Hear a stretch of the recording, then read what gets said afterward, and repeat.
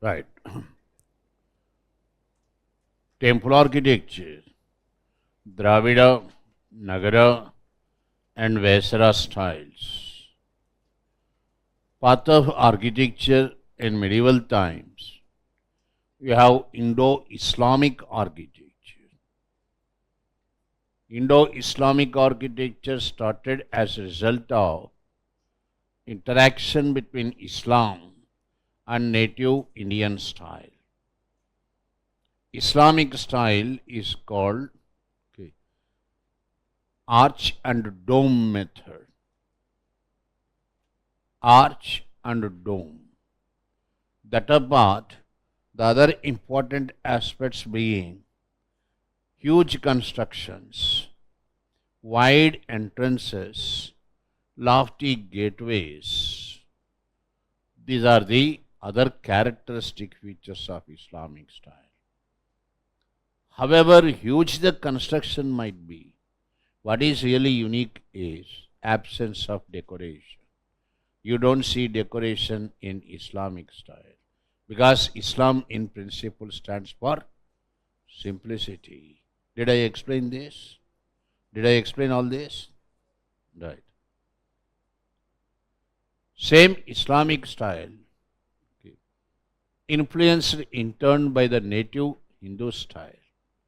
Our native Hindu style is what is called a slab and beam method. You go for slabs. To support the slab, you have beam. Slab and beam method. The other artistic, other elements being, other features being, narrow entrance.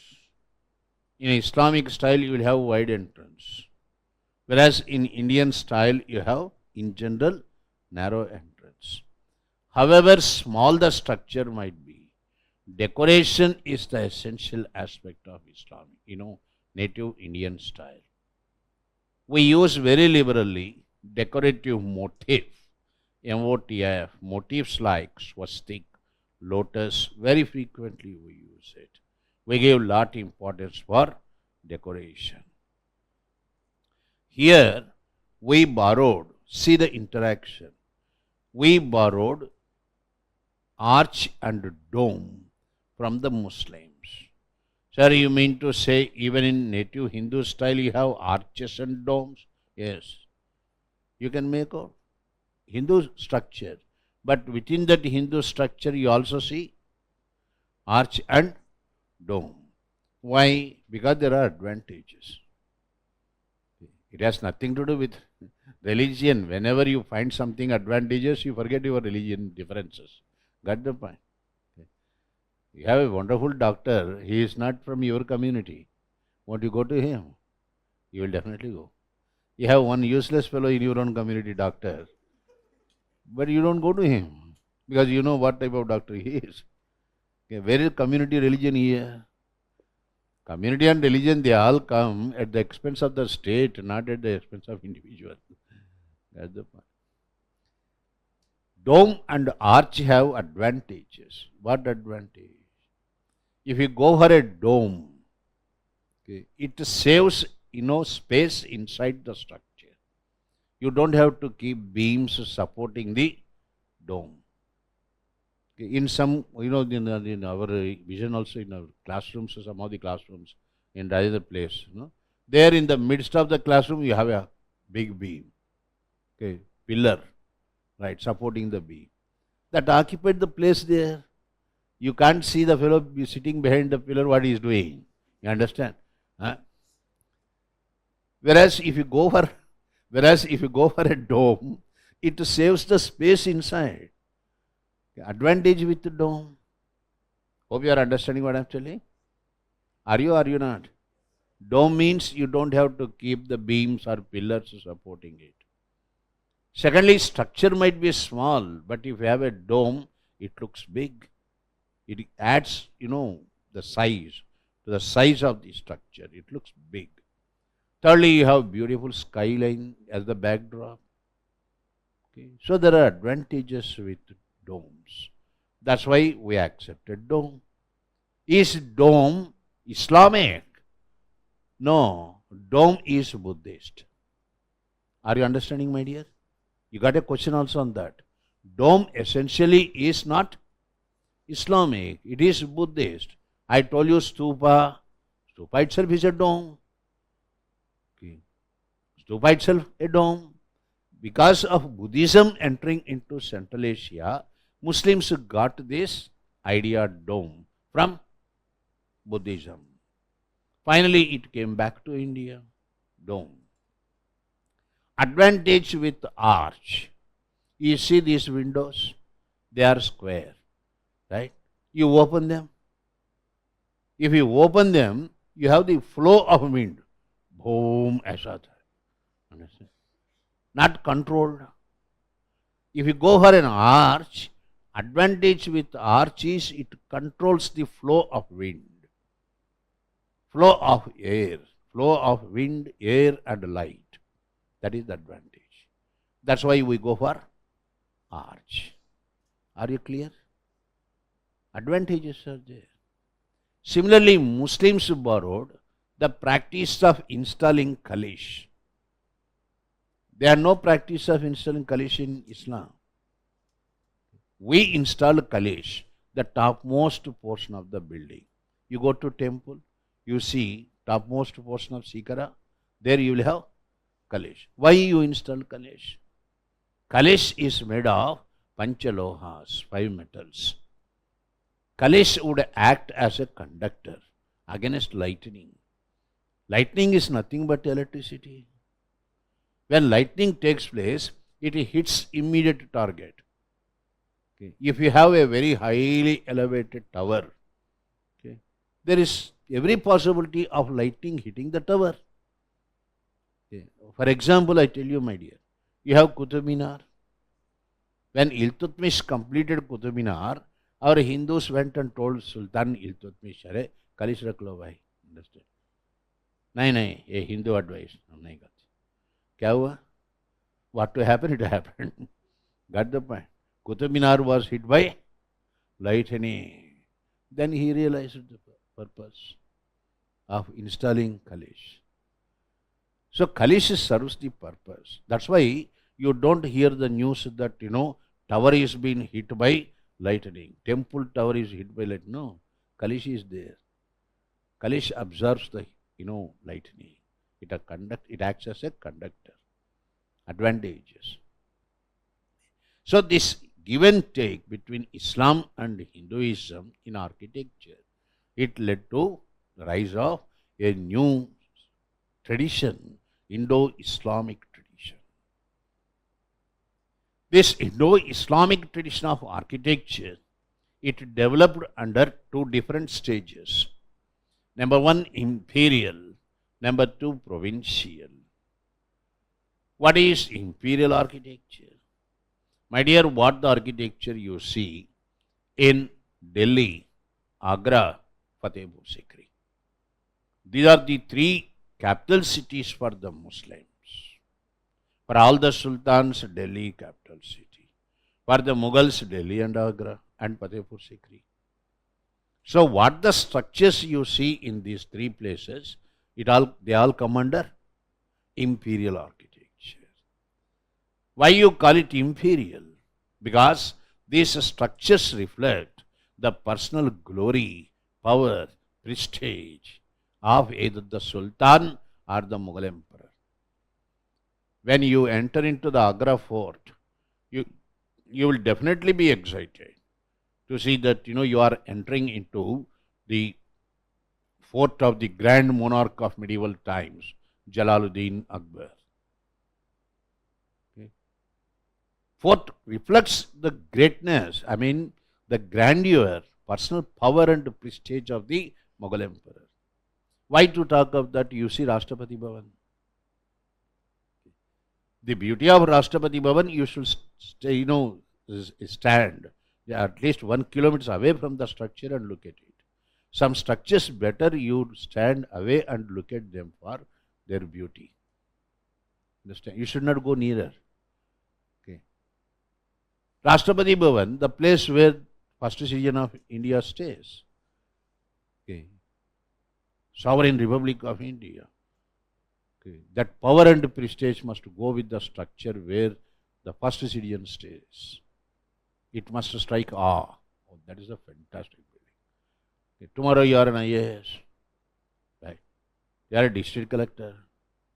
If you stay in a single bedroom apartment, it looks very odd, That is disgrace for IAS, right?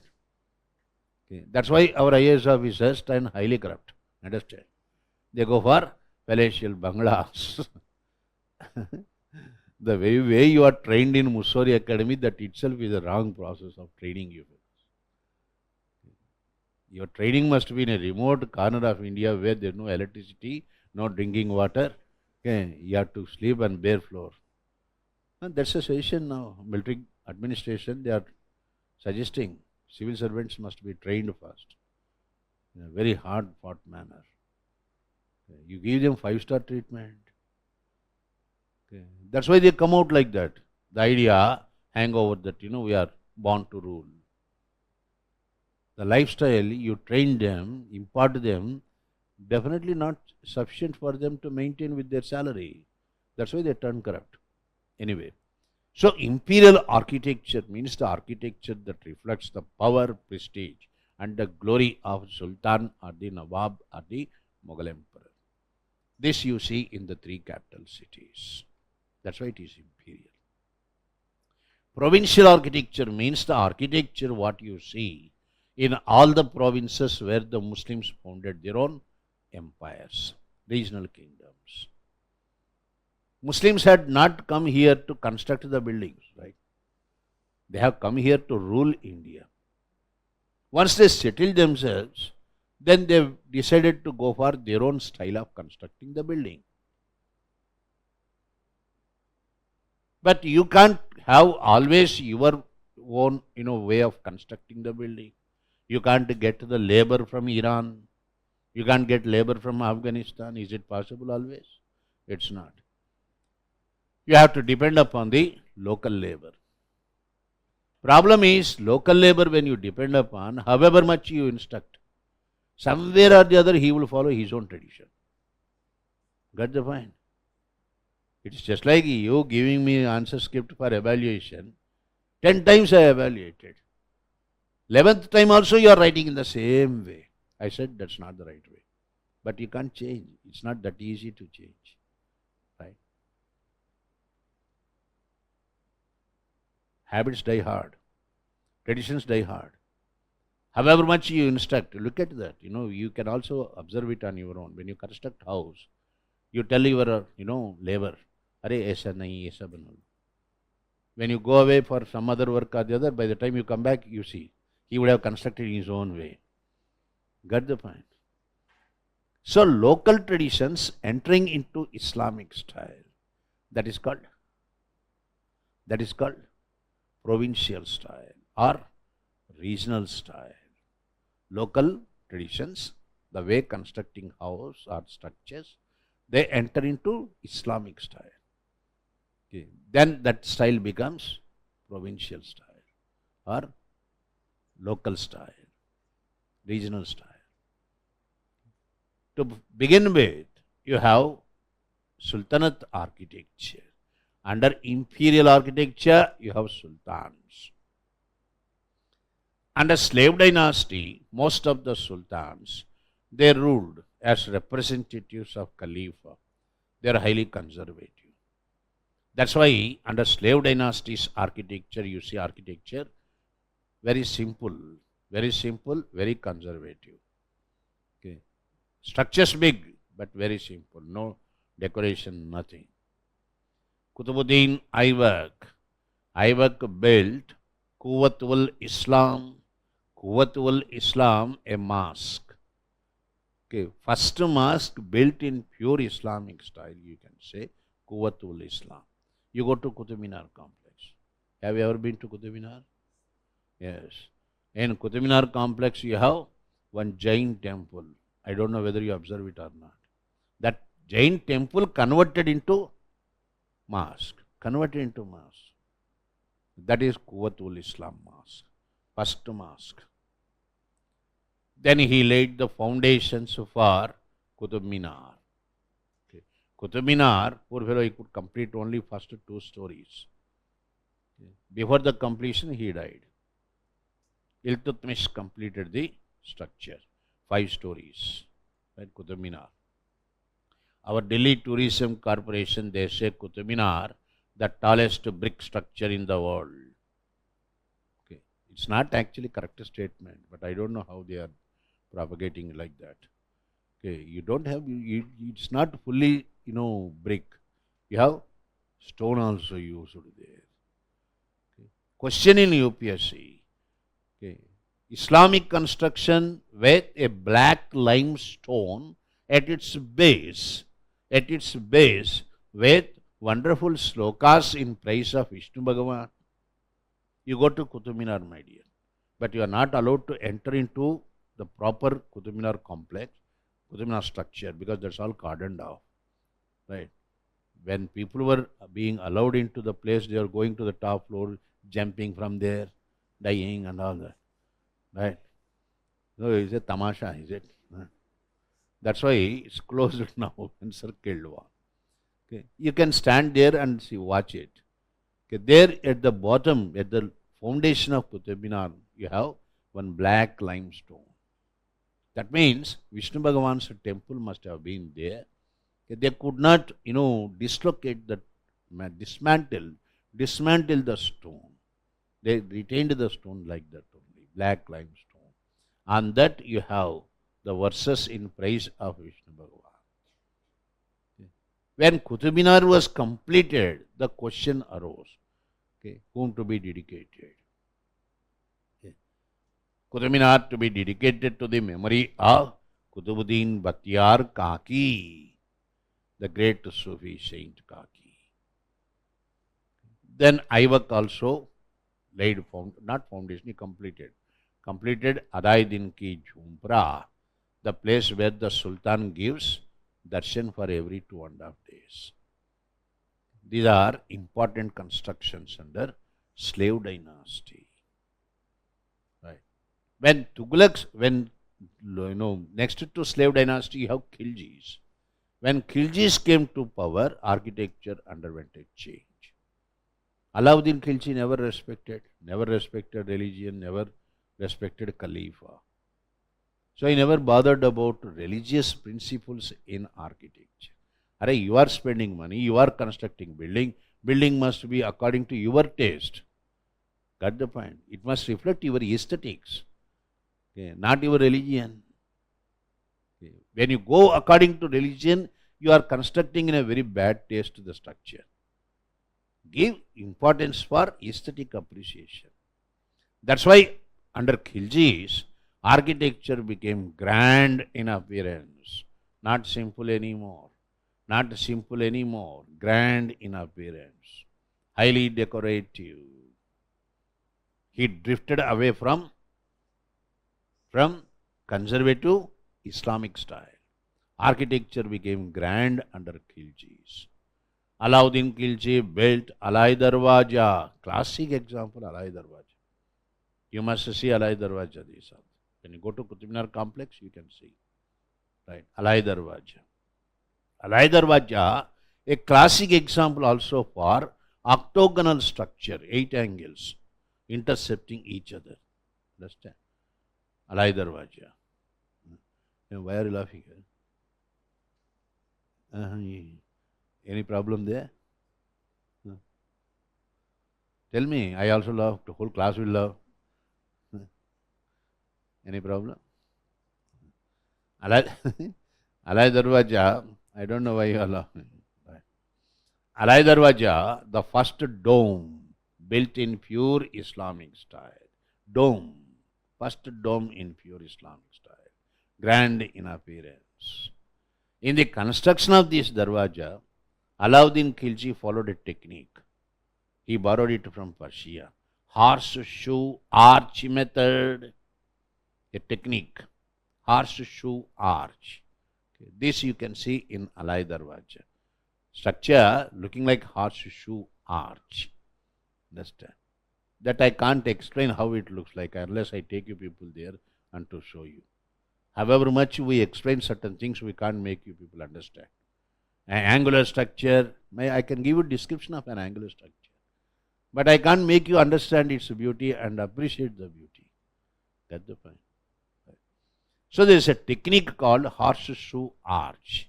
This Alauddin Khilji borrowed it from Persia. Okay. Alai Darwaja. House-e Khas. Okay. House-e Khas. Alai Darwaja. House-e Khas. Okay. How then Jamat Khana Masjid and the city Siri. Class, remember, our capital city Delhi got expanded as many as 6 times. First expansion in the Sultanate under Alauddin Khilji. He built a suburban area called Siri, C-I-R-I. That became part of Delhi later. Right. So Khilji architecture is entirely different. After Khiljis, you have Tughlaqs. During the times of Tughlaqs, 2 important developments took place. In Tughlaq architecture, for the first time you see thick sloping walls.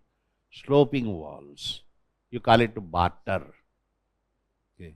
Thick sloping wall. Why these thick sloping walls in the structure?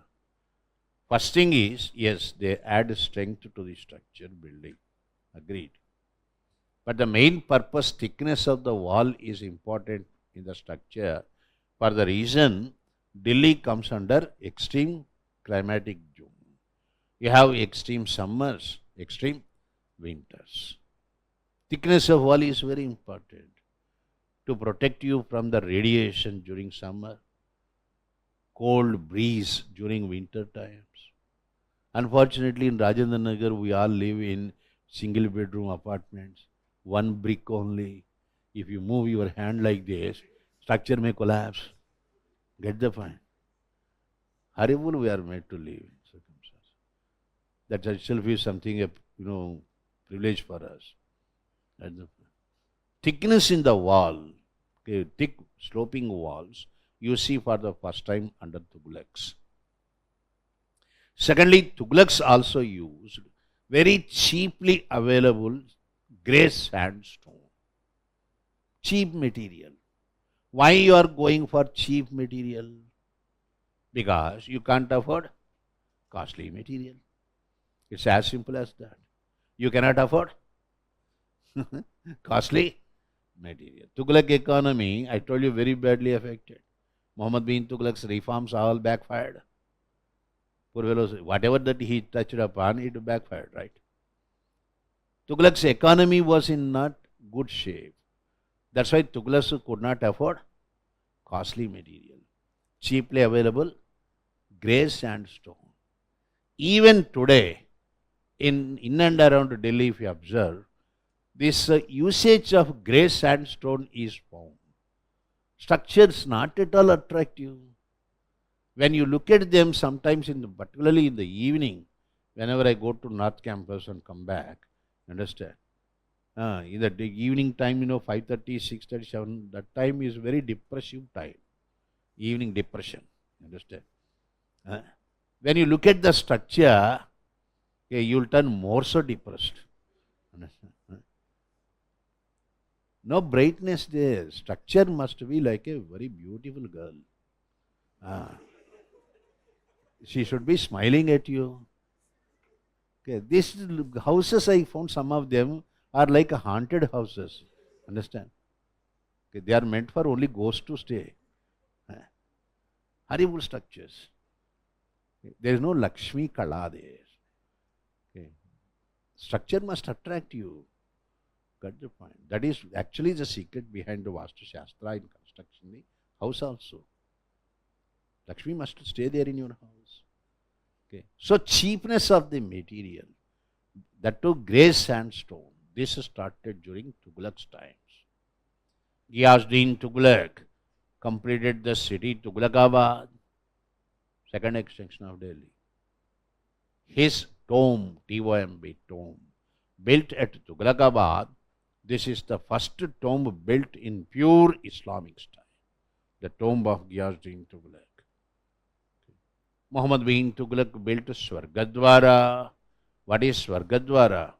A cantonment area, military camp on the banks of river Ganga. Understand? Then Firoz, I told you, he beautified the city Delhi with 1200 gardens. Firoz completed House Khas summer resort, Firoz Shah Kotla, right, in Delhi. When Lodis came to power, important developments took place in architecture. What important developments had taken place under Lodis? They were the first to construct double-storied structures. Grafted platform. On that platform, you have double dome structure. Did you any time go to JNU from here? Jawaharlal Nehru University. Whenever you go to Jawaharlal University, observe it. August Kranti Bhavan comes. August Kranti Bhavan, 1, 2, 3. Third structure, you have the building of Lodi Times. Fantastic building, lovely building. Okay. Highly elevated platform. On that you see two domes. Okay. Double dome structure means, my dear, within the structure you will have two domes. That is number one. Double dome structure also means a dome within the dome. Are you understanding? A dome within the dome. A dome covered by another dome. When you enter into the structure, when you raise your head and see, yes, this is inner dome. Okay. This inner dome is covered by another outer dome. Outer dome. Then it is also called double dome structure. Okay. Double dome structures started with Lodis. They were also the first to construct angular structures. What is an angular structure? When you don't have proper site for construction in a square complex, then you go for angular structure. Angular structure, you have to stand either at the extreme right or extreme left to see and appreciate the beauty of the structure. You can't simply stand before that and say beautiful structure. You don't know how to see it. I also committed the grave mistake like that. When I had been to Qutub Shahi tombs, I come from Hyderabad. Their Qutub Shahi tombs, world famous tombs. Nowhere in the world, members of all the royal family buried in one single complex. My professor told me, you go and observe and come and tell me your observations. Then I went and I studied these tombs. Muhammad Quli tomb, fantastic. Then I said, sir, it's really good. What is really so good about Muhammad Quli tomb? Yeah. When I stood behind it, I could appreciate the beauty of it. Then he said, idiot, that's not the way to look at it. Understand? It is an angular structure. Angular structure means you have to stand either at the right extreme or left extreme. Then he took me to the place. He told me, you stand at the right extreme and see. Then I was taken aback. When you stand at the right extreme and see the structure, structure looks like a bed for you. Are you understanding? Muhammad Quli buried there. For him it is a bed. Concept you see, for the dead, tomb is like a bed. Okay, after your death. If you turn in your deep sleep, generally you don't sleep like this. You understand? Either you turn to right side or left side. If you imagine Muhammad Quli, person dead, turning his right side in his deep sleep, for them deep sleep, death is like deep sleep. Okay. You can't come out. So deep the sleep. That's why some people welcome death also. When you turn into right side, you see his love Bagmati palace. When he turns to left side, you can see Charminar, what he built. The most favorite structure of Muhammad Quli. So this much of application of mind is there. No one tells you. Got the point. Unfortunately, our main problem, we don't have people to tell us. You go to these archaeological sites. Whenever you go to archaeological site, there is one board. This is archaeological site. Arey idiot, I know this is archaeological site. What is the importance of it? You don't find that. Okay. So angular structures started with Lodis. Lodi is also the first to construct structures in the garden setting. This is the question. You go to Lodi Gardens, the classic example. Okay. All big shots come for morning walk, evening walk. Lodi Gardens. There in the gardening, you see some structures, old structures. Constructing structure in a garden setup, it started with Lodis. Classic example, Jamat Khana Masjid in Agra, built by Sikandar Lodi. This is architecture under Delhi Sultans. Are you clear? Take a note. Because if I continue to explain, you will not understand anything. You need break. For every 10-15 minutes, you need break. Chalo. Indo-Islamic architecture. Heading, Indo-Islamic architecture.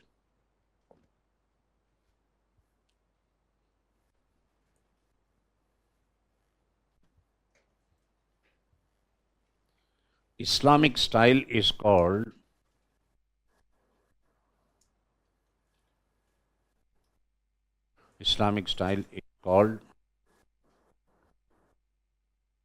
arch and dome method. ARC. Arch and dome, DOME, dome method. Characterized by arch and dome method, Islamic style, characterized by huge constructions,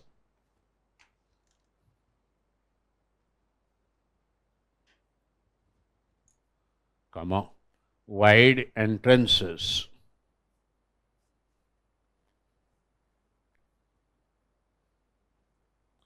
lofty gateways, LOFTY, big gateways, lofty gateways, and at most unique aspect,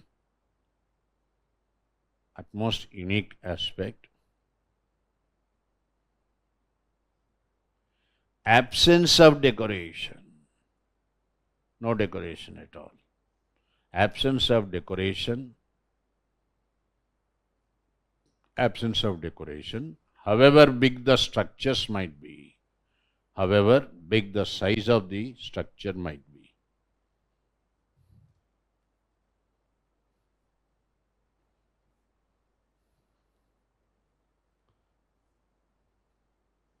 In other words, simplicity.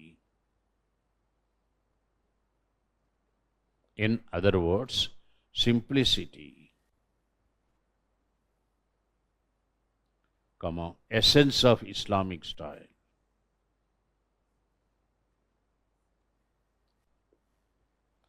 Next paragraph. The native Indian style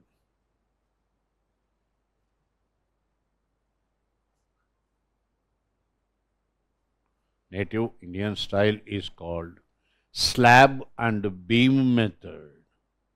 Slab, SLAB, slab and beam method, characterized by, underline slab and beam method, above that arch and dome method, slab and beam method, above that arch and dome method, underline that. Slab and beam method characterized by narrow entrances,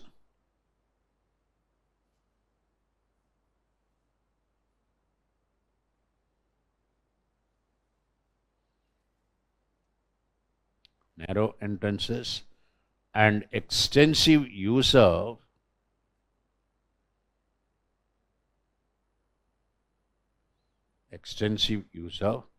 decorative motif, MOTIF, decorative motifs, MOTIF, motifs like swastik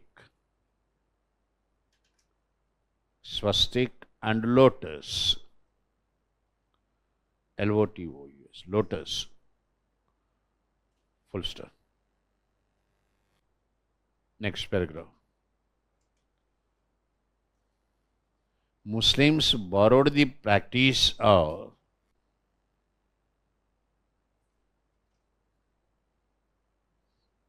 you recollect what all I explained and write. Muslims borrowed the practice of installing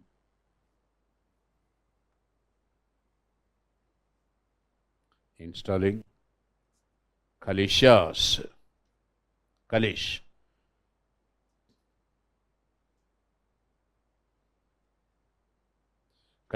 K-A-L-I-S, kalish. Muslims borrowed the practice of installing kalish from the Hindus.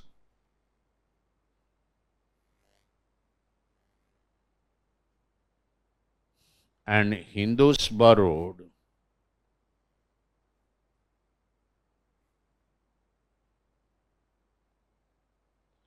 domes and arches, dome and arch from the Muslims.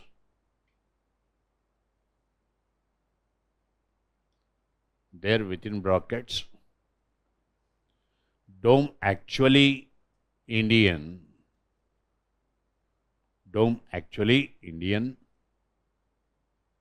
comma, Buddhists were the first to build domes.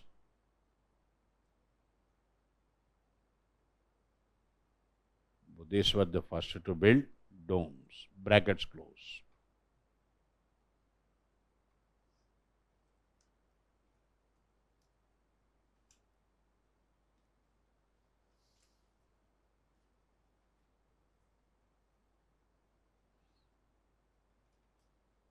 What's the statement I gave there? Read from the beginning, paragraph.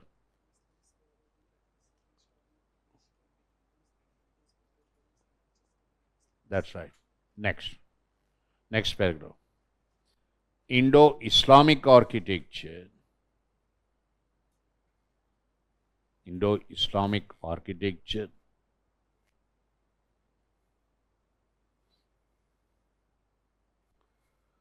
developed under two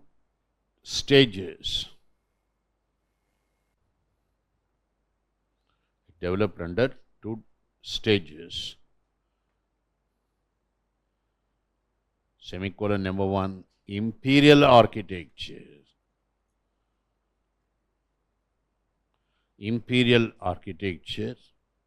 Underline imperial architecture. Developed in Delhi, Agra and Fatehpur Sikri. Developed in Delhi, Agra and Fatehpur Sikri.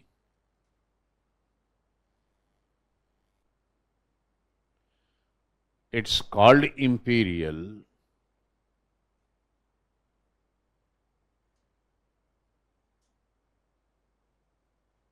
as these three were the capital cities.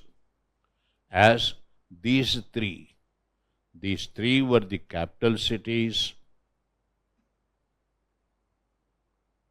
for the Muslims.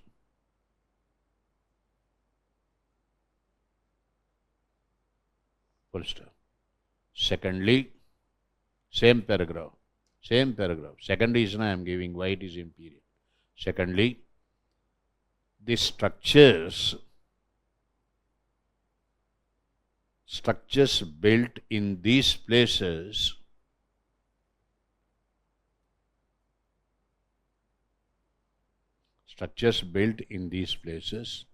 reflect personal glory,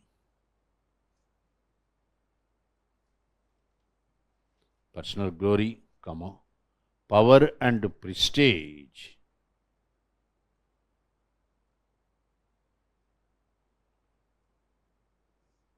of the Sultan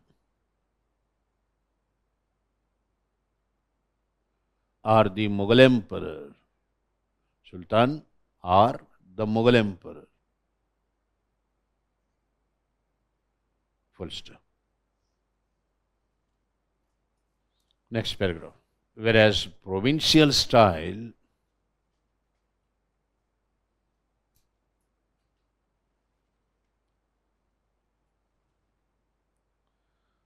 underline provincial style. Provincial style developed in different provinces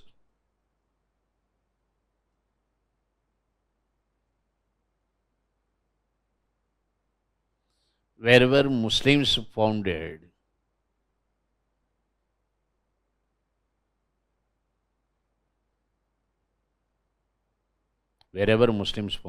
their regional kingdoms.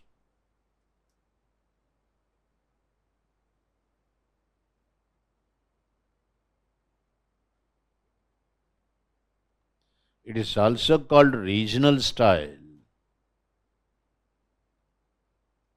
Provincial style, also called regional style.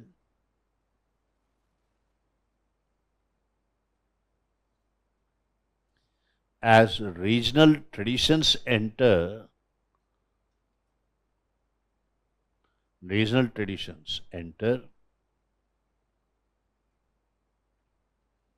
into Islamic style.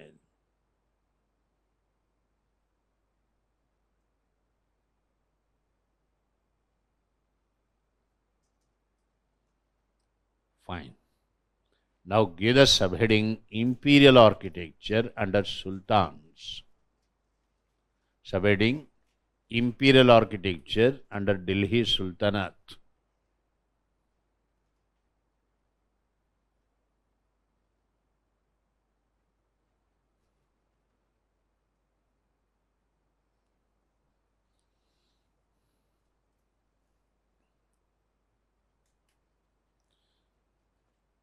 Underline that. Number 1, first paragraph. Most of the sultans of slave dynasty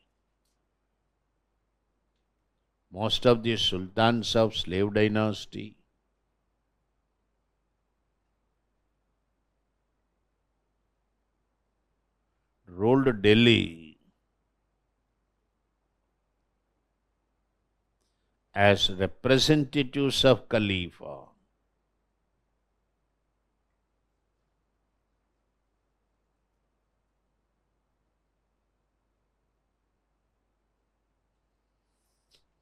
As such, architecture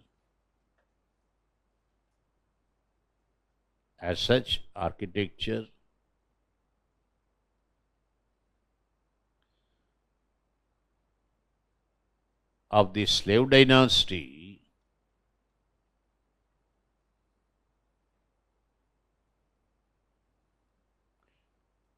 was conservative and pure Islamic style. Conservative and pure Islamic.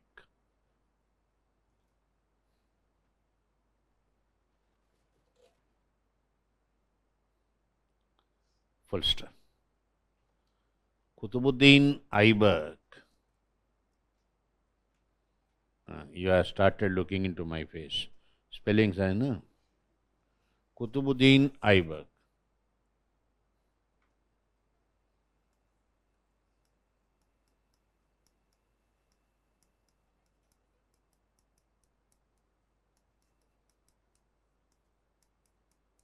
Aibak built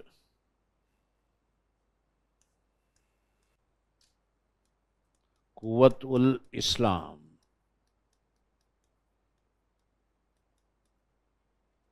Quwwat-ul-Islam, the first mosque built in pure Islamic style. First mosque built in pure Islamic style. Underline Quwwatul-Islam. First mosque built in pure Islamic style in Qutub Minar complex.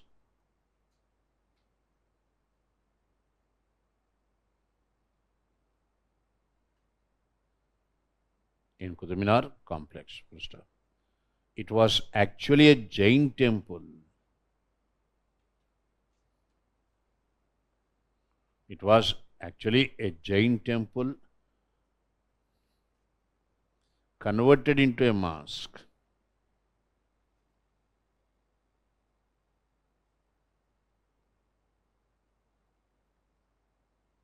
Full stop. Next. At Ajmer, Rajasthan, at Ajmer,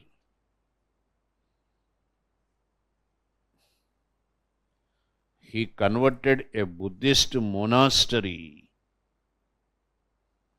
Aibak converted a Buddhist monastery into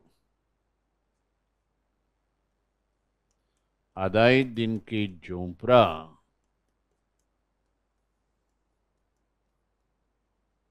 Adai Din, every 2.5 days, Sultan will give darshan there. Adai Din Ki Jhonpra, Jhumpre. Adai Din Ki Jhonpra. For every 2.5 days, Sultan will give darshan there. Adai Din Ki Jhonpra. Full stop.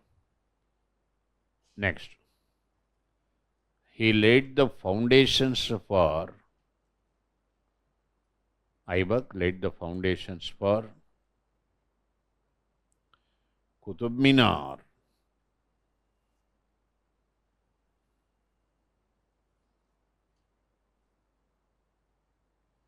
Qutub Minar.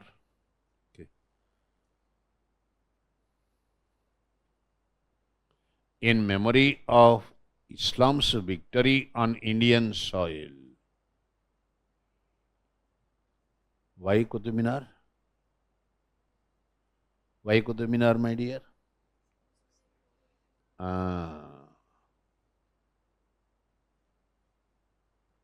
In memory of Islam's victory on Indian soil. Full stop. He could complete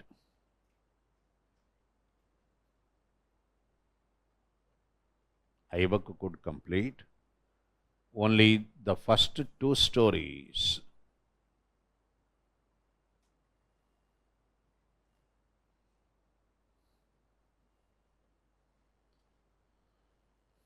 The remaining 3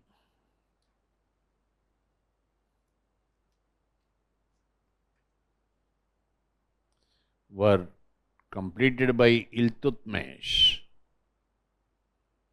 Iltutmish, completed by Iltutmish. The tallest brick structure in the world. Tallest brick structures. This is DTDC, Delhi Tourism Corporation advertisement. Tallest brick structure in the world. Full stop. It was dedicated to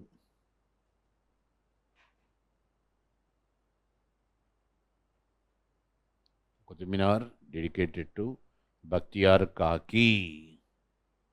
Bakhtiyar, Bakhthiar. Bakhtiyar Kaki, Kaki.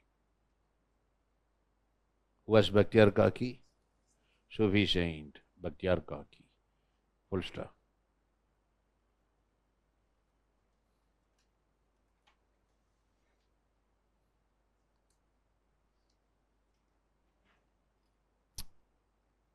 There, add one more statement. At the foundation of the structure, at the foundation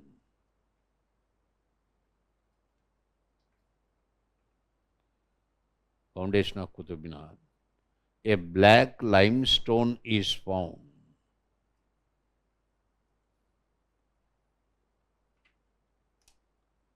Black limestone is found with verses in praise of, with slokas, verses in praise of Vishnu Bhagavan.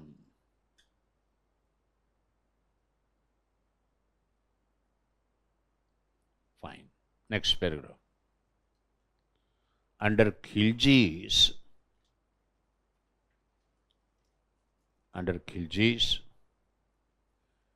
architecture underwent a change.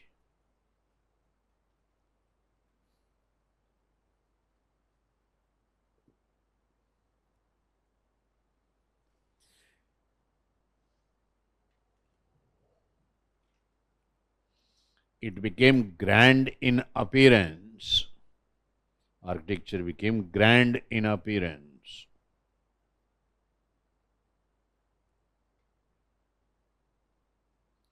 And decoration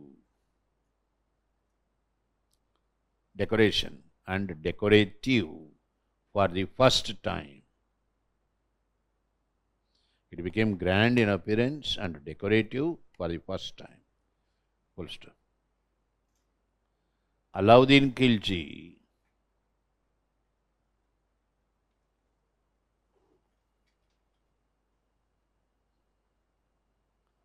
expanded the city Delhi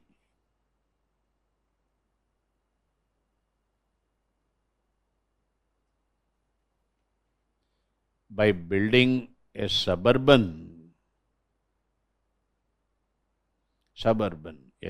building suburban called Ciri, C-I-R-I.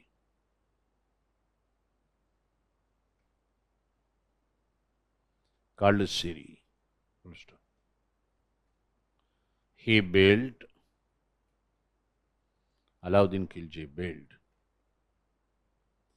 Alai Darwaja, A-L-A-I, Alai Darwaja, mark it very important. Alai Darwaja, the first dome built in, D-O-M-E, dome built in grand Islamic style.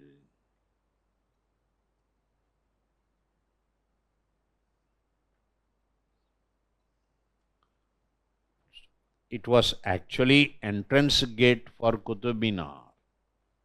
Alai Darwaja actually entrance gate for Qutub Minar.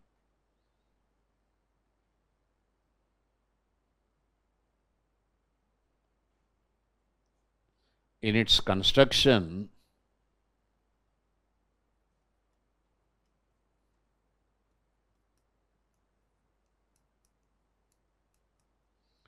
Alauddin used a technique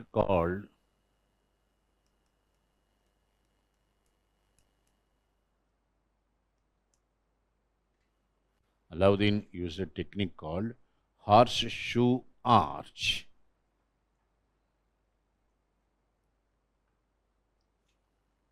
Horseshoe arch, borrowed from Persia.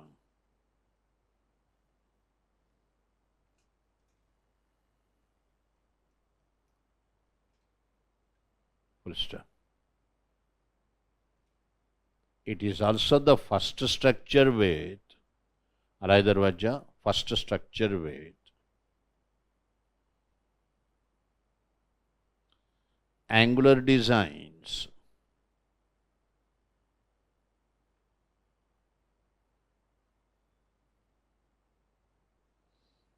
Full stop. Next, he also built, Alauddin Khilji also built Jamat Khana Masjid,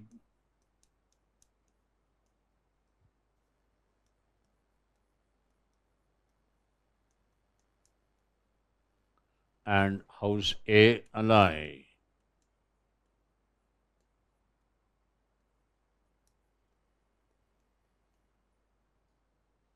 Jamat Khana Masjid and House A Alai in Delhi.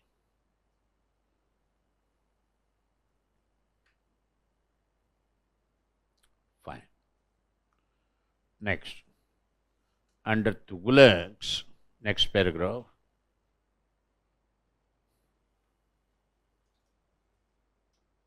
Under Tughlaqs, important developments were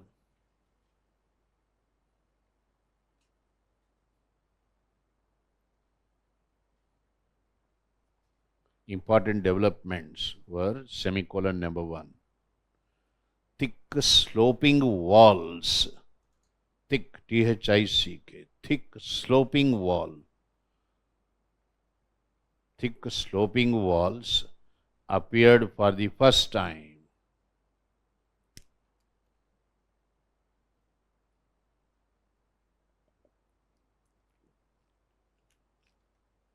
Secondly,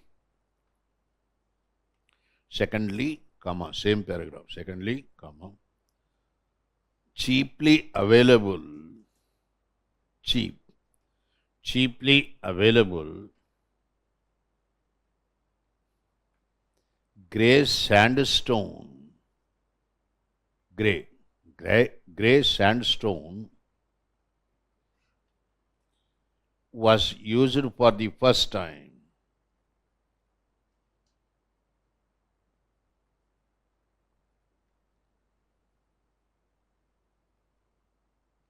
Full stop. Next paragraph.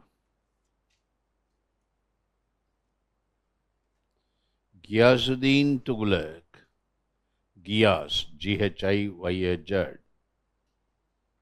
G-H-I-Y-A-Z-U-D-D-I-N, Ghiyasuddin Tughlaq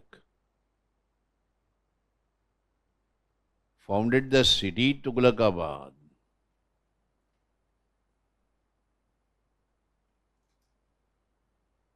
Founded the city Tughlaqabad. Within brackets, second expansion.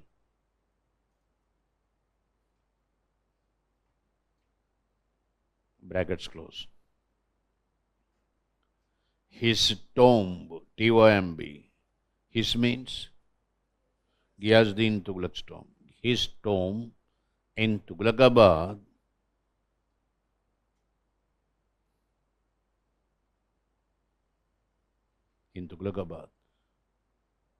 is the first tomb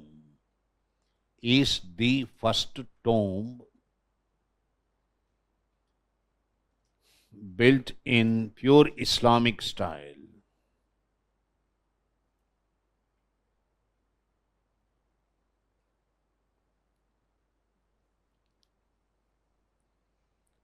Next, Muhammad bin Tughlaq built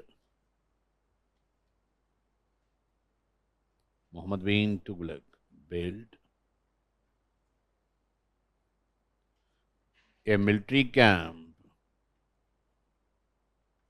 cantonment area, military camp called Swargadwara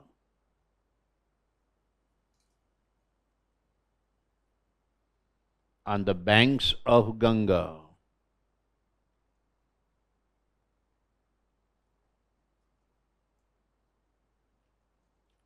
Next, Firoz Shah Tughlaq, Firoz Shah Tughlaq beautified the city Delhi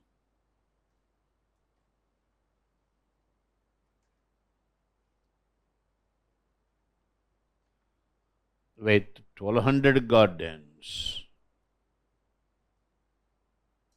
With 1200 gardens.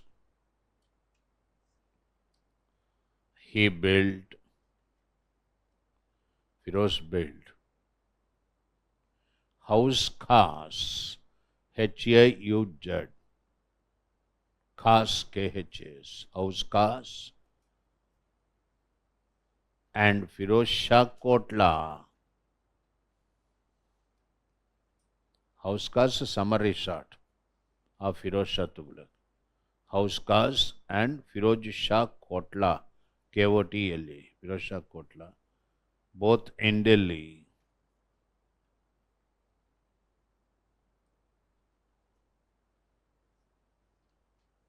Next paragraph. Major developments in architecture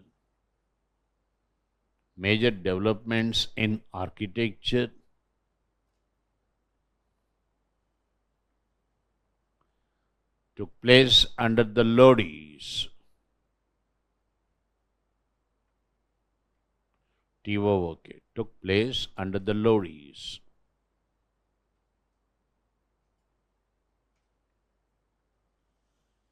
Mark this paragraph important. They were the first to construct.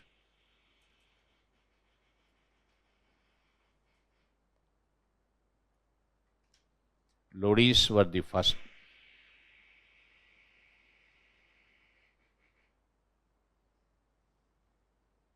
They were the first to construct double dome structures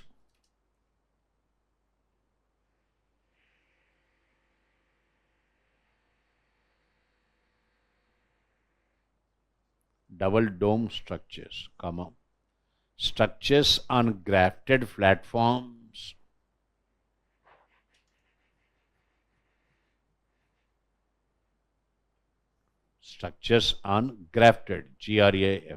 grafted platforms,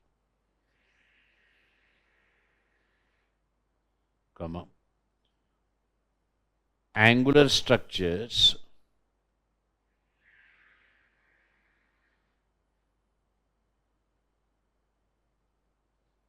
and very important, structures in the garden setting. Mark it important. Structures in garden setting, S-E-T-T-I-N-G. Structures in the midst of garden or garden setting. Within brackets, Lodi gardens.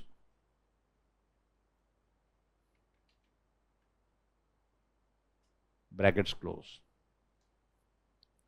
The classic example of Lodi style is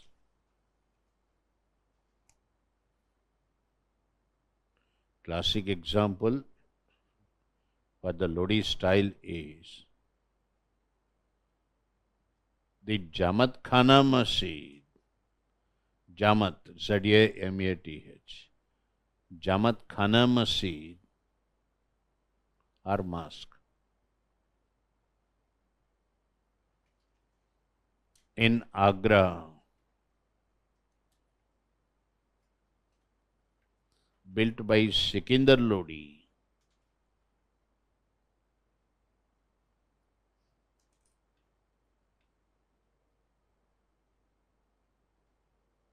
Right. You put a full stop there, listen.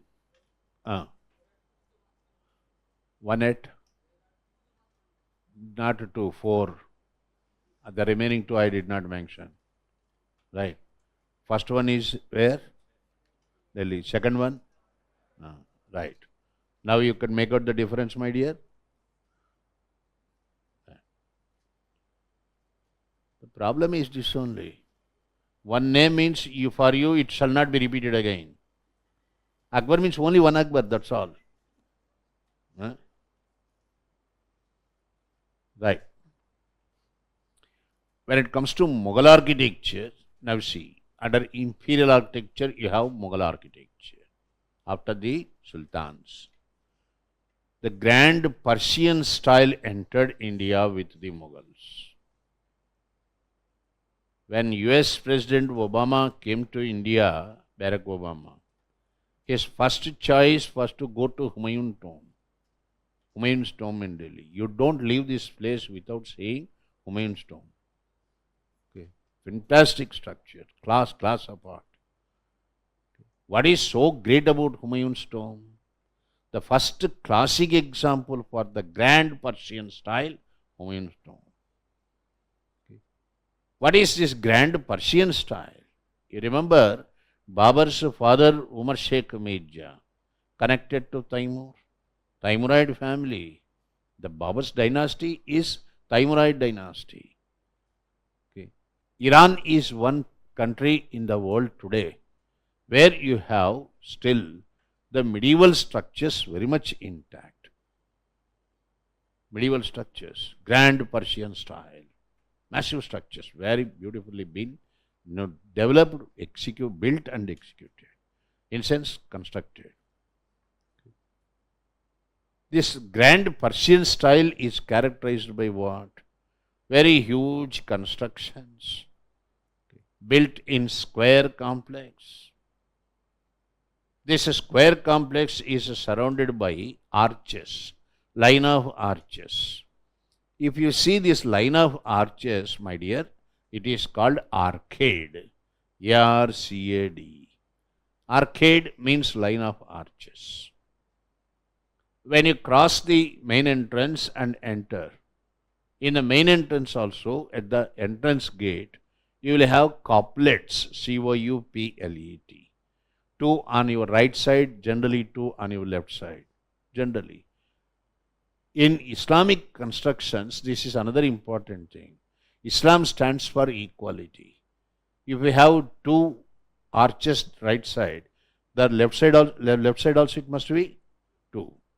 You count the arches also, number would invariably even, because Islam stands for equality. 8 arches right side, left side 8 arches. Okay, that much importance given for equality. Okay. So couplets at the entrance. Then when you cross the entrance, enter into the main complex. There you have the structure built. Before constructing the structure, they divide the complex into 4 parts. This is called Chaubag. Chaubag. In the midst of these 4 parts, they construct the structure. Invariably, you see structure built in the mid portion of the complex. In the structure, you will have well-developed balcony. I have not used the word balcony in Sultanate architecture. First time you see balconies in Mughal architecture. Balconies, well-developed balconies in the first floor, second floor, like that. Outside the structure, you will have minars. Once someone asked me a question, sir, what is the purpose of minar? Generally, minars are built to make announcement. Announcement to suggest that it's the time, to tell the people that it's the time for namaz. Okay, to call people for namaz, you go to that height and give the, call for namaz.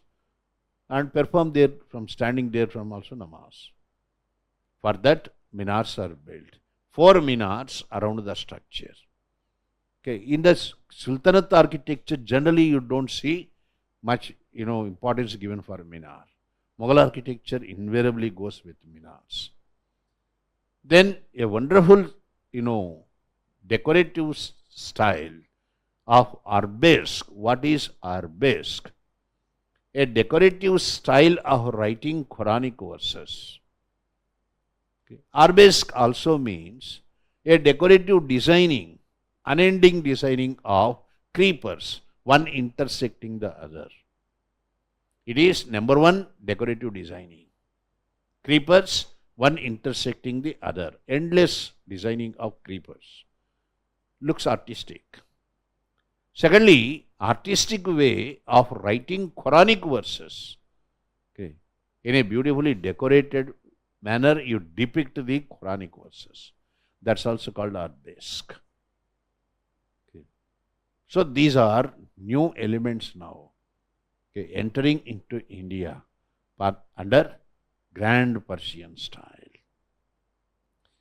We don't have examples for this Grand Persian style, okay, until Humayun's tomb was built. I told you Babur's choice was not India. He never liked India. I told you the reason also. Indians had no sense of gardening. India is not green. Okay. When he died, his wish was, before that his wish was, that he should be buried in Kabul. Until that tomb was completed, his coffin was kept at Arambagh. Arambagh behind Taj. Arambagh Gardens, developed by Babur. Nurul Afshan Gardens, okay, in Agra, they also developed by Babur. Then I told you, Humayun constructed personal library, Sher Mahal. Poor fellow fallen down from there and died, you remember?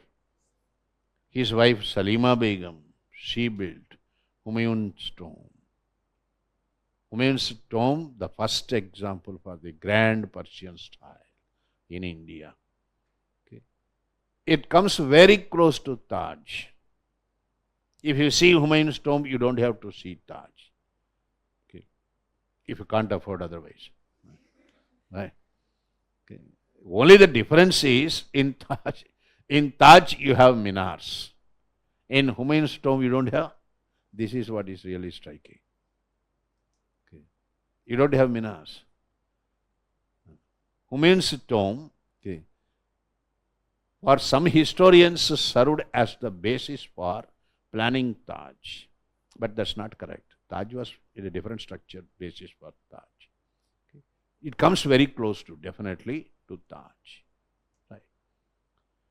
When Akbar came to power, Akbar made an attempt, genuine attempt to mix grand Persian style with native Indian traditions. Native Indian traditions, Rajput style, Buddhist style, right, Hindu style. You go to Agra, my dear, when you go to Agra, Akbar's fortress, when you walk down the lawns of Akbar's fortress, there you don't get the impression that you are walking through the, lawns of, Islamic architecture, Islamic construction. Look at the pillars. They very much look like the pillars of the temples. I don't know how many of you had seen Agra Fort. Okay. You have not seen? I'll tell Ajay sir, okay, declare 3 days holidays. You go around Delhi, Agra, Fatehpur Sikri and come back. Huh? Go around the places. Okay. What else you will do in Sunday, Saturday? This bit making is a worst exercise. Sitting for some exam or the other. We don't perform exam well also. Okay. Spoiling our mood. Go around the place. Okay. In Agra, in the Agra fort, you see the pillars. They come very, very close to that of Hindu temple architecture. Okay. In Agra, Akbar completed the Red Fort. We have 2 Red Forts. One Agra, the other one Delhi. Agra Red Fort completed by Akbar.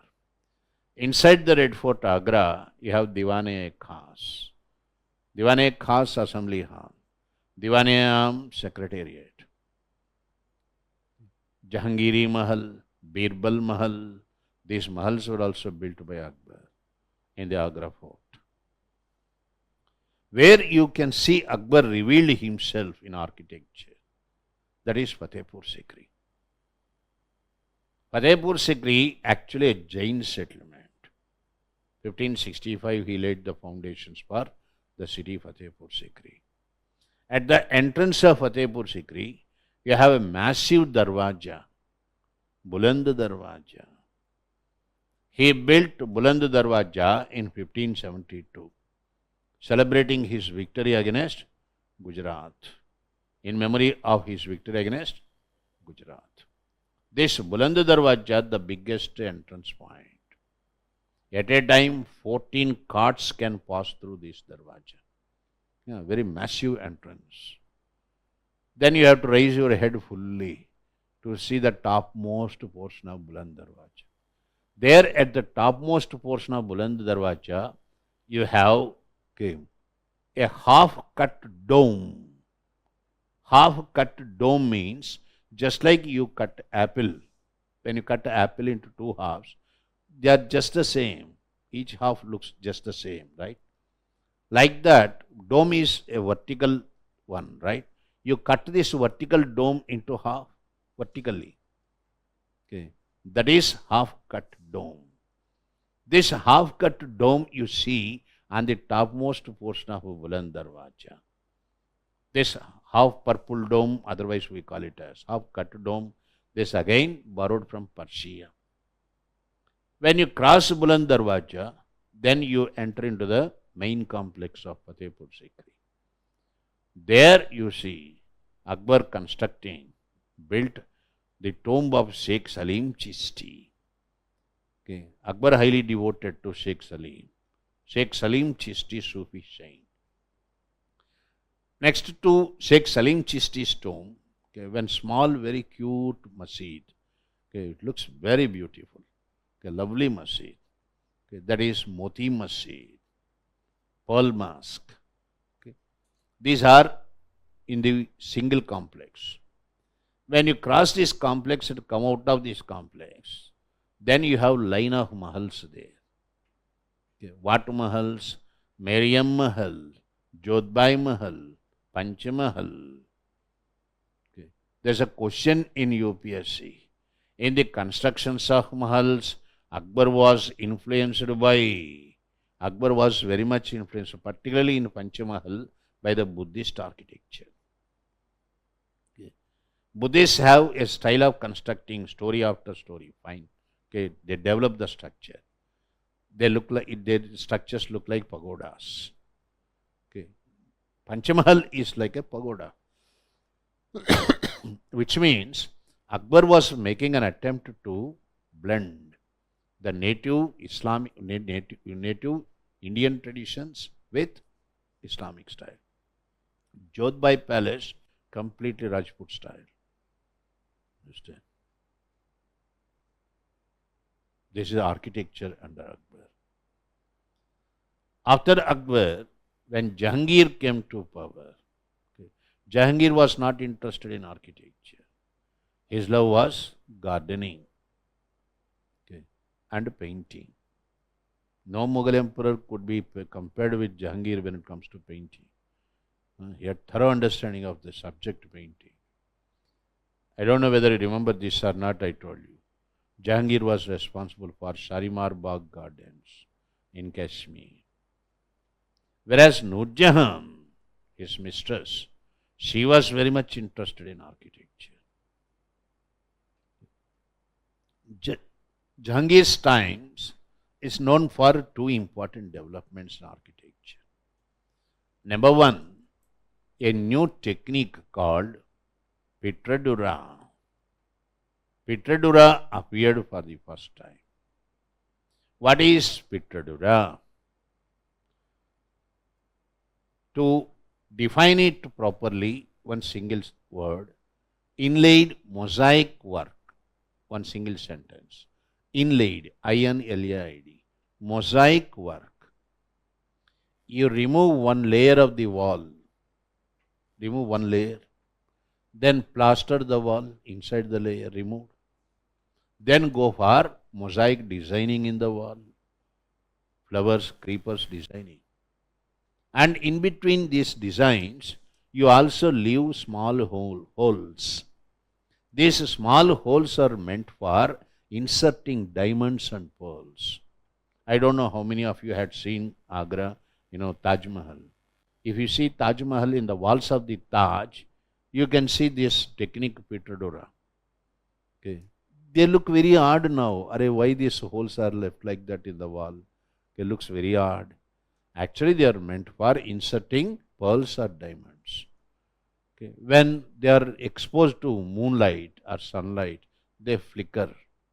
Right? That adds beauty to the structure. That's why you are advised to see Taj only during full moon day. Milky Taj. Understand? Milky Taj.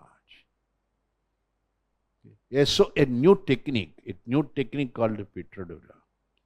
Nur Jahan, very conservative woman. She did not like Hindu Rajput styles entering into Islamic style. So architecture again became Islamic.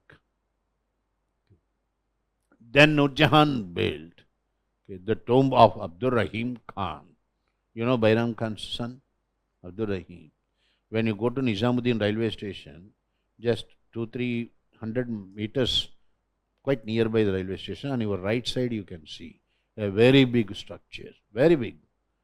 Okay. There it is written, the tomb of Abdur Rahim Khan A. Khanan. Okay.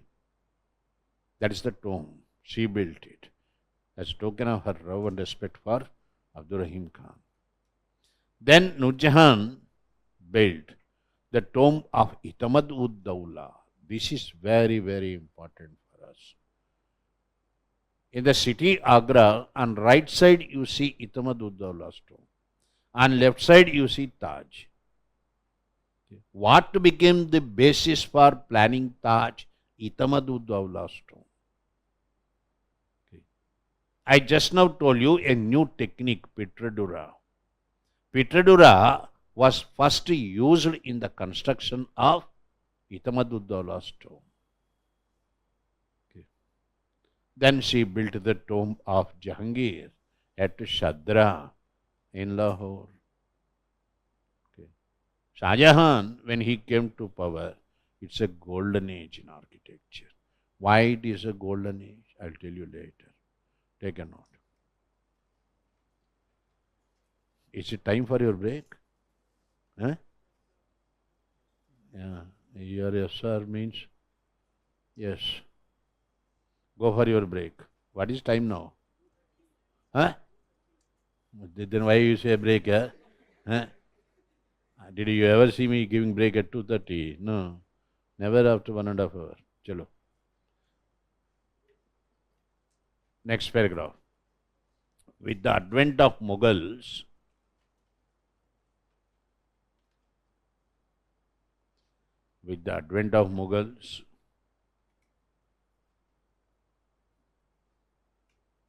the grand Persian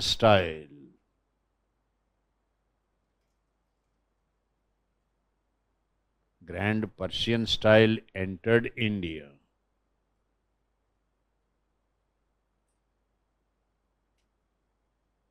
Characterized by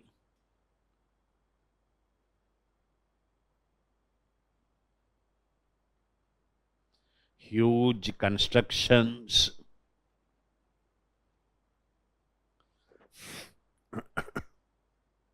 you may excuse me, I'll just be back in 1 minute.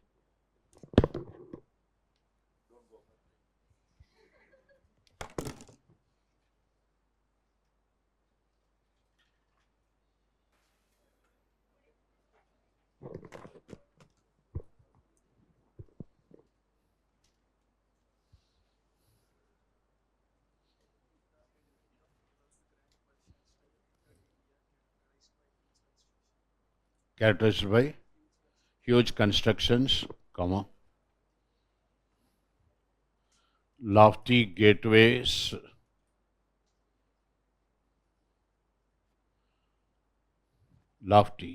gateways, structures built in square complex,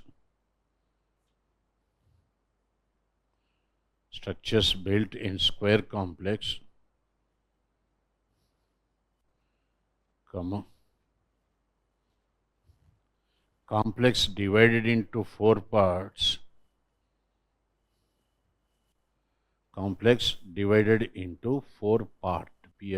parts called Chaubag, Chaubag, underline Chaubag, comma,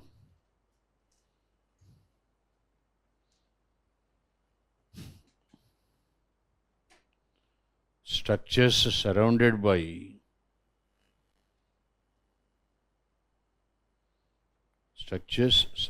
by line of arches, lines of arches, right, like that, not line of arches, LINES, lines of arches called arcades, ARCADES, underline arcades, comma, couplets, COUPLET, couplets at the entrances,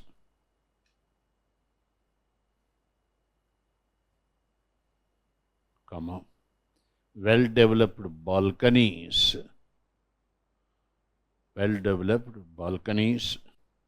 inside the structure,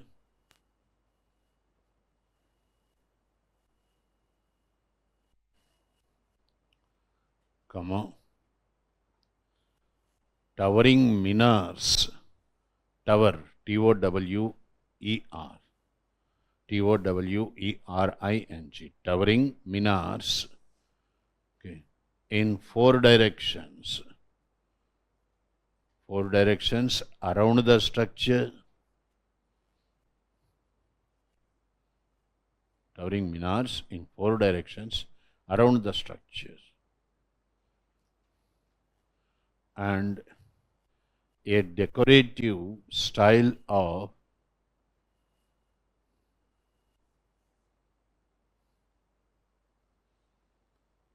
depicting creepers, CREEPERS, creepers, intersecting each other,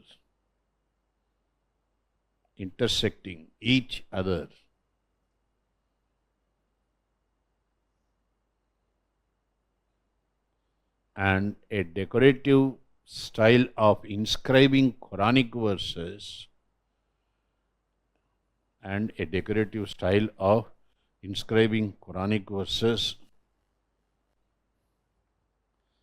called arabesque, Arbesque.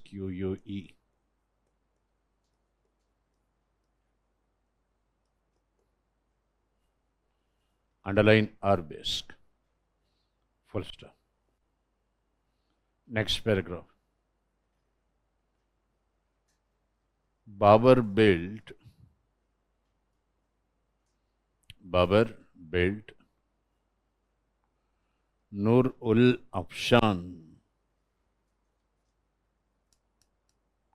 Nur-ul-Afshan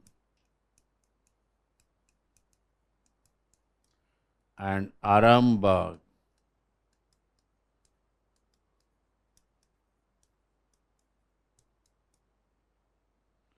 gardens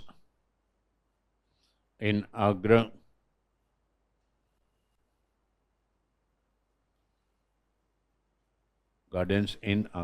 Full stop. His tomb was built, Babur's tomb was built at Kabul.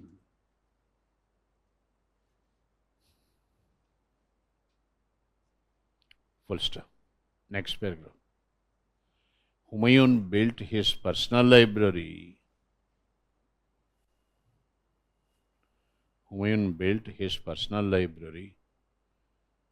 Sher Mahal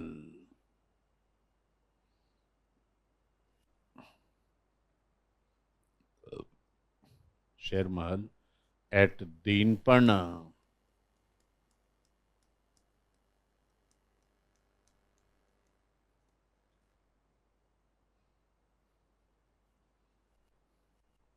Full stop.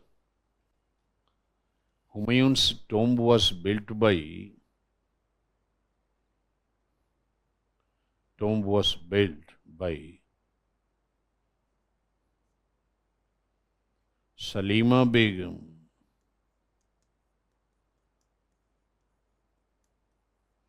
Salima Begum in Delhi.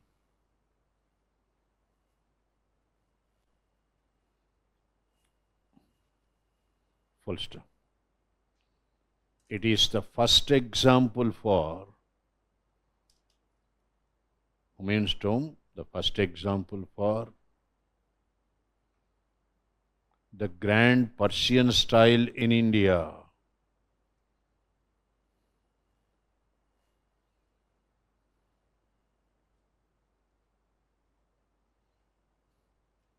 Full stop.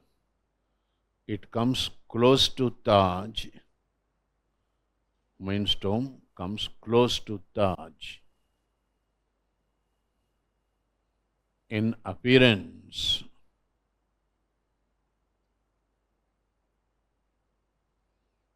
Only difference, absence of minars. Only the difference is absence of minars. You don't have minars in Humayun's tomb. Full stop. Next paragraph. Under Akbar,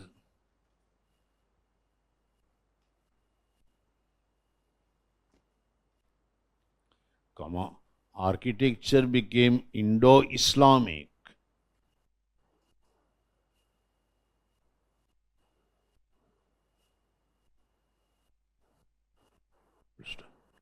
He made an attempt to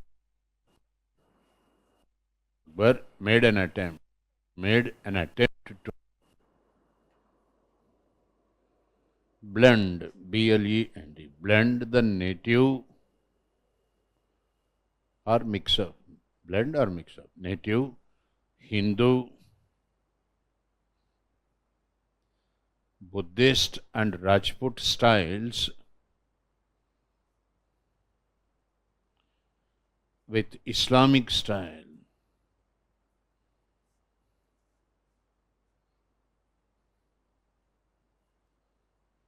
First, next paragraph. In Agra,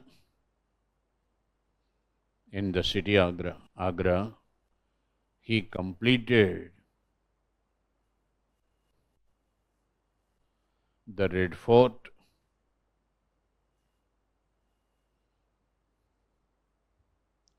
and inside the Red Fort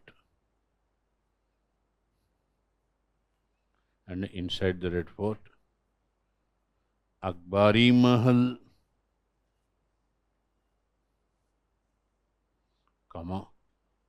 Jahangiri Mahal,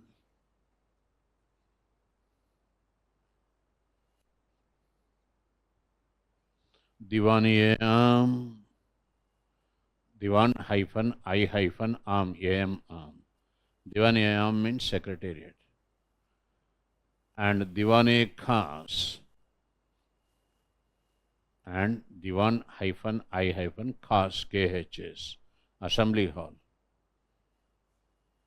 Full stop. Next paragraph. At Fatehpur Sikri, I write like this. He laid the foundations for Fatehpur Sikri.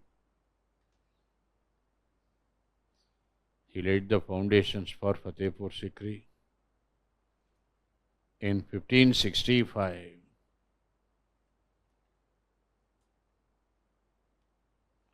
Actually a Jain settlement.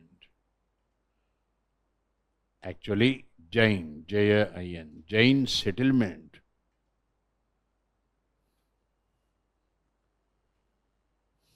Full stop. At the entrance of the city,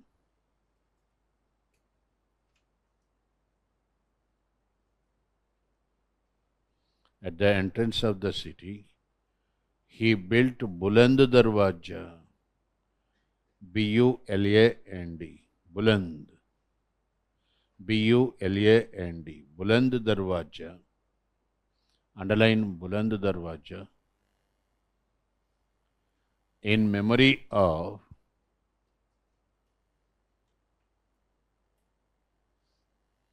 his victory against Gujarat.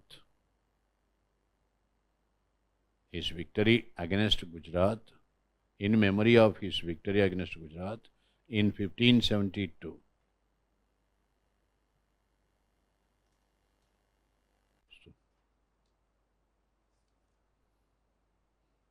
It was the biggest entry point, biggest entrance.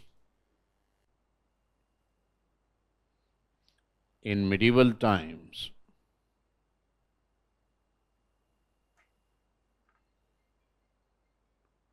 full stop. On the top portion of the darwaja,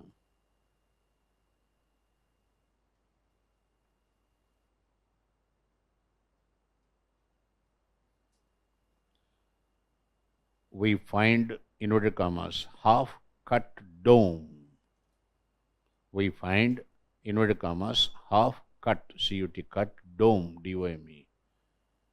Inverted commas close.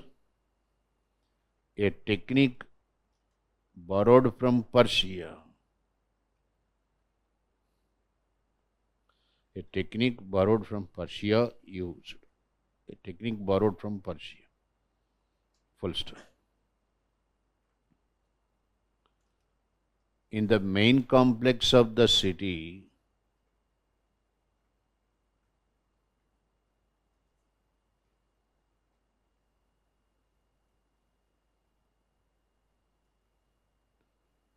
we find Sheikh Salim Chishti. We find Sheikh Salim, S-H-A-I-K. Sheikh Salim Chishti, C-H-I-S-T-I. Sheikh Salim Chishti's Dargah.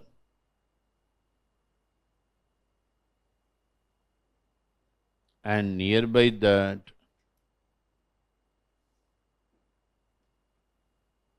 Moti Masjid. Moti, pearl's mosque. Moti means pearl. Moti Masjid, M-A-S-Z-I-D, Masjid, Moti Masjid or Moti Mosque, Pearl Mosque, full stop. Outside the complex,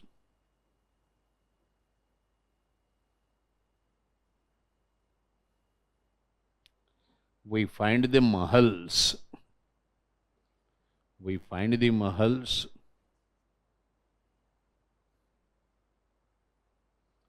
Mariam Mahal,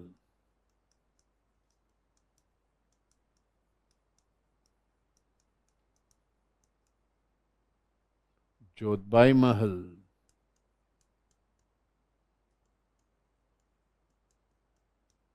and Panchamahal.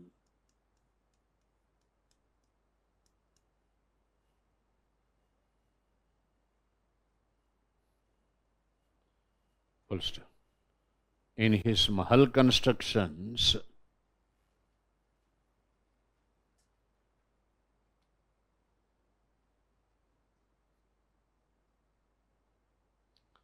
Akbar was influenced by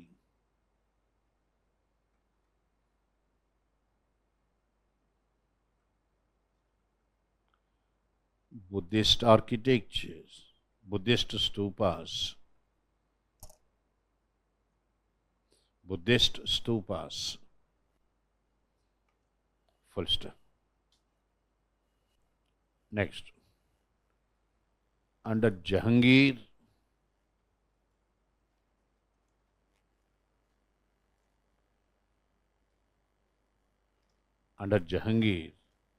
important developments were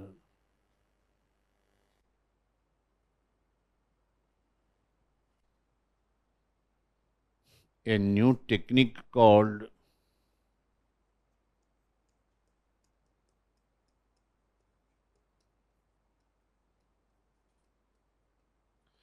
Pitradura,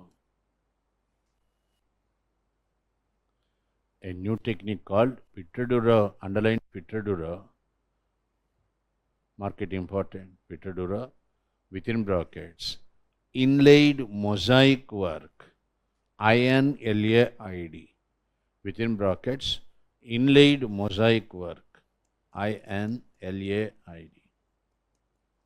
inlaid mosaic work, inlaid mosaic work was used for the first time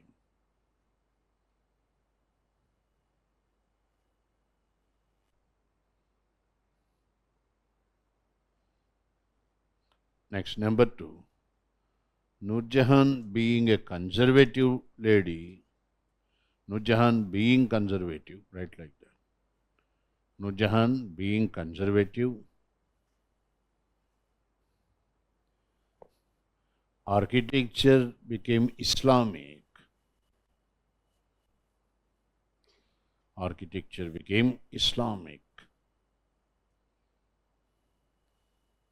Architecture became more Islamic.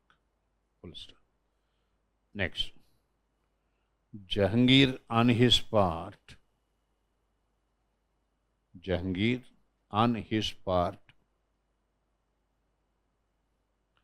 developed Shalimar Bagh Gardens in Kashmir.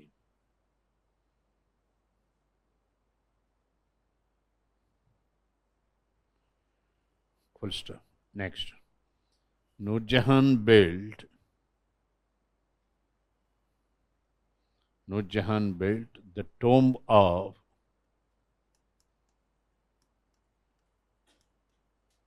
Abdur Rahim Khan. The tomb of Abdur Rahim Khan in Delhi. She built the tomb of Abdur Rahim Khan in Delhi. Come on. The tomb of her father, mark it very important, the tomb of her father, Itamad ud-Dawla,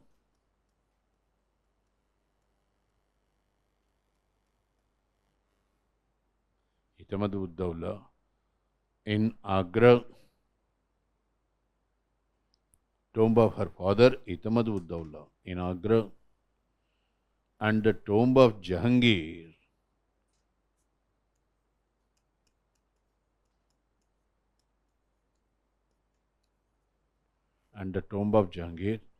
at Shadra in Lahore.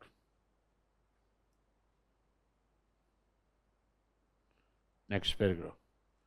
The tomb of Itamadud-Dawla,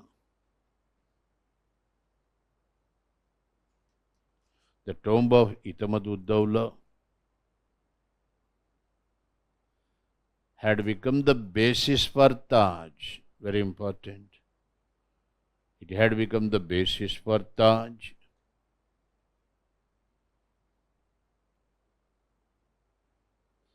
And the new technique called Pitadura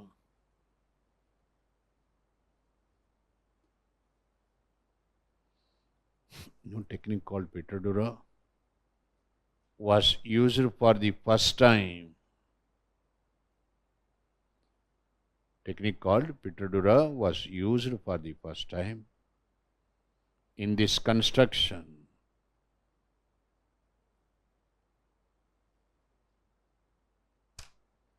Right, go for your break.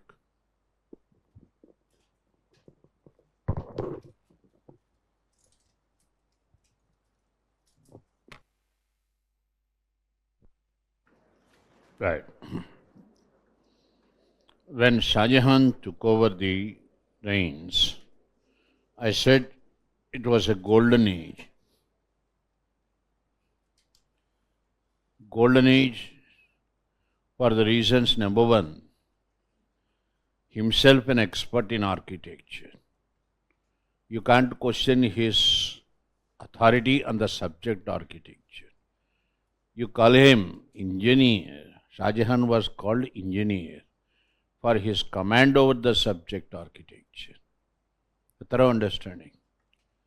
Secondly, he never, cared for spending money, in sense he was quite, spurging the cash it is required. He never compromised with quality. Extensive use of white marble, very costly white marble, for the first time came during his times. Thirdly, floral designs. What adds more beauty to the building is floral designing. This also started during his times. Highly conservative Shah Jahan, he had not encouraged any Hindu or native style, any style, into the grand Persian style. Persian style in its elegance, in its best, you see it under Shah Jahan. In Agra, Shah Jahan built Anguri Bagh, Khas Mahal, Sheesh Mahal, Machi Mahal. All these mahals within the Fort Agra. Then outside the Agra, you have Taj. Within the Red Fort Agra also, you see another structure, very important, Moti Masjid. One Moti Masjid in Fatehpur Sikri, another Moti Masjid in Agra. A question in civils: for whose sake this Moti Masjid? Shah Jahan built this Moti Masjid for the sake of Jahanara. Moti Masjid inside, Red Fort. Outside the Red Fort, then you have Taj. It took nearly 22 years to complete Taj Mahal.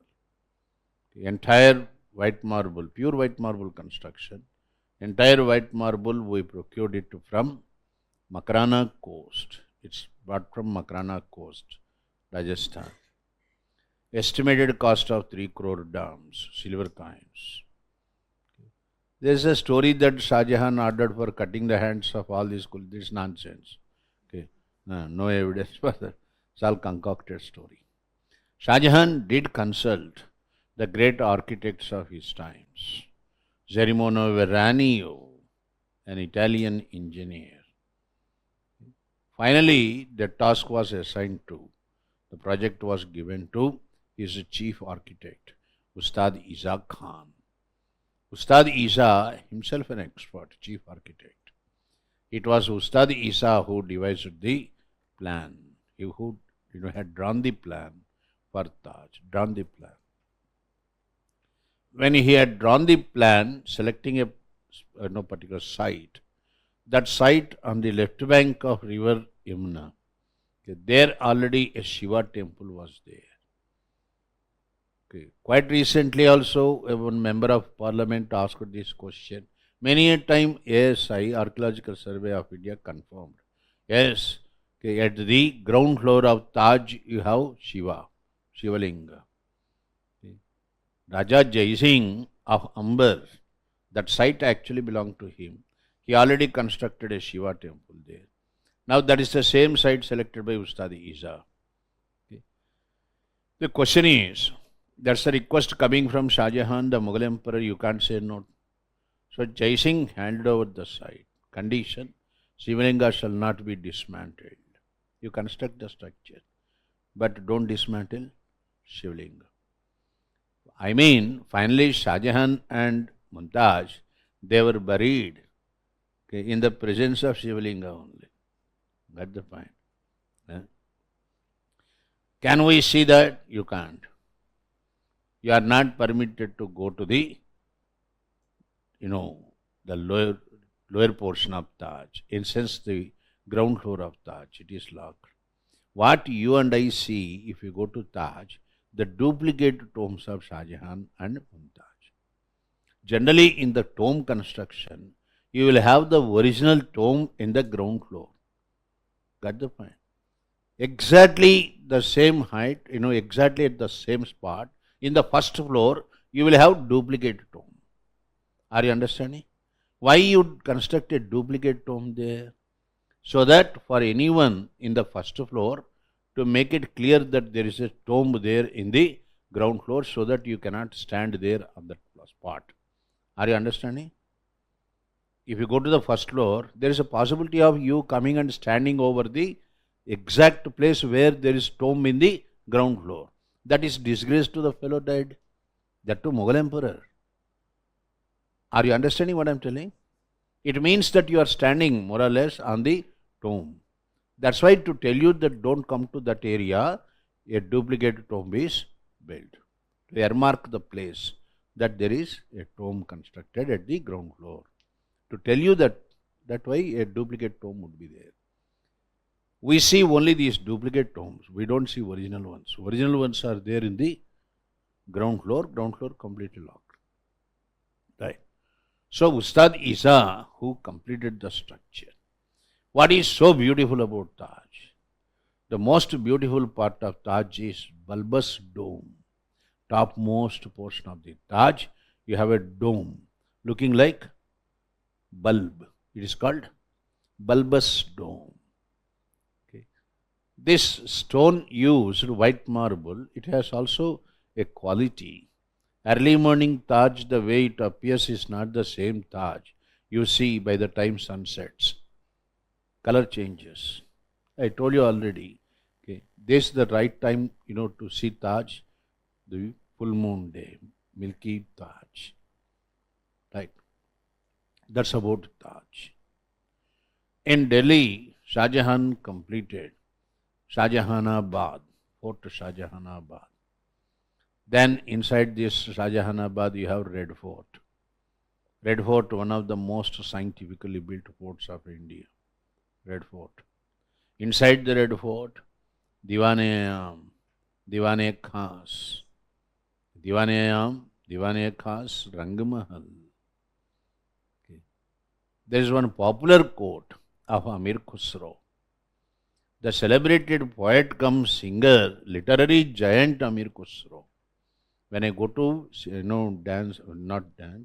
music and literature, I have got to refer to Amir Khusro, the greatest singer of his times. And literary giant Amir Khusro. He wrote Nucifer. There in the text Nucifer, Amir Khusro talks about the beauty of Kashmir. If at all one heaven on this earth, it is Kashmir. Okay. Haminasto.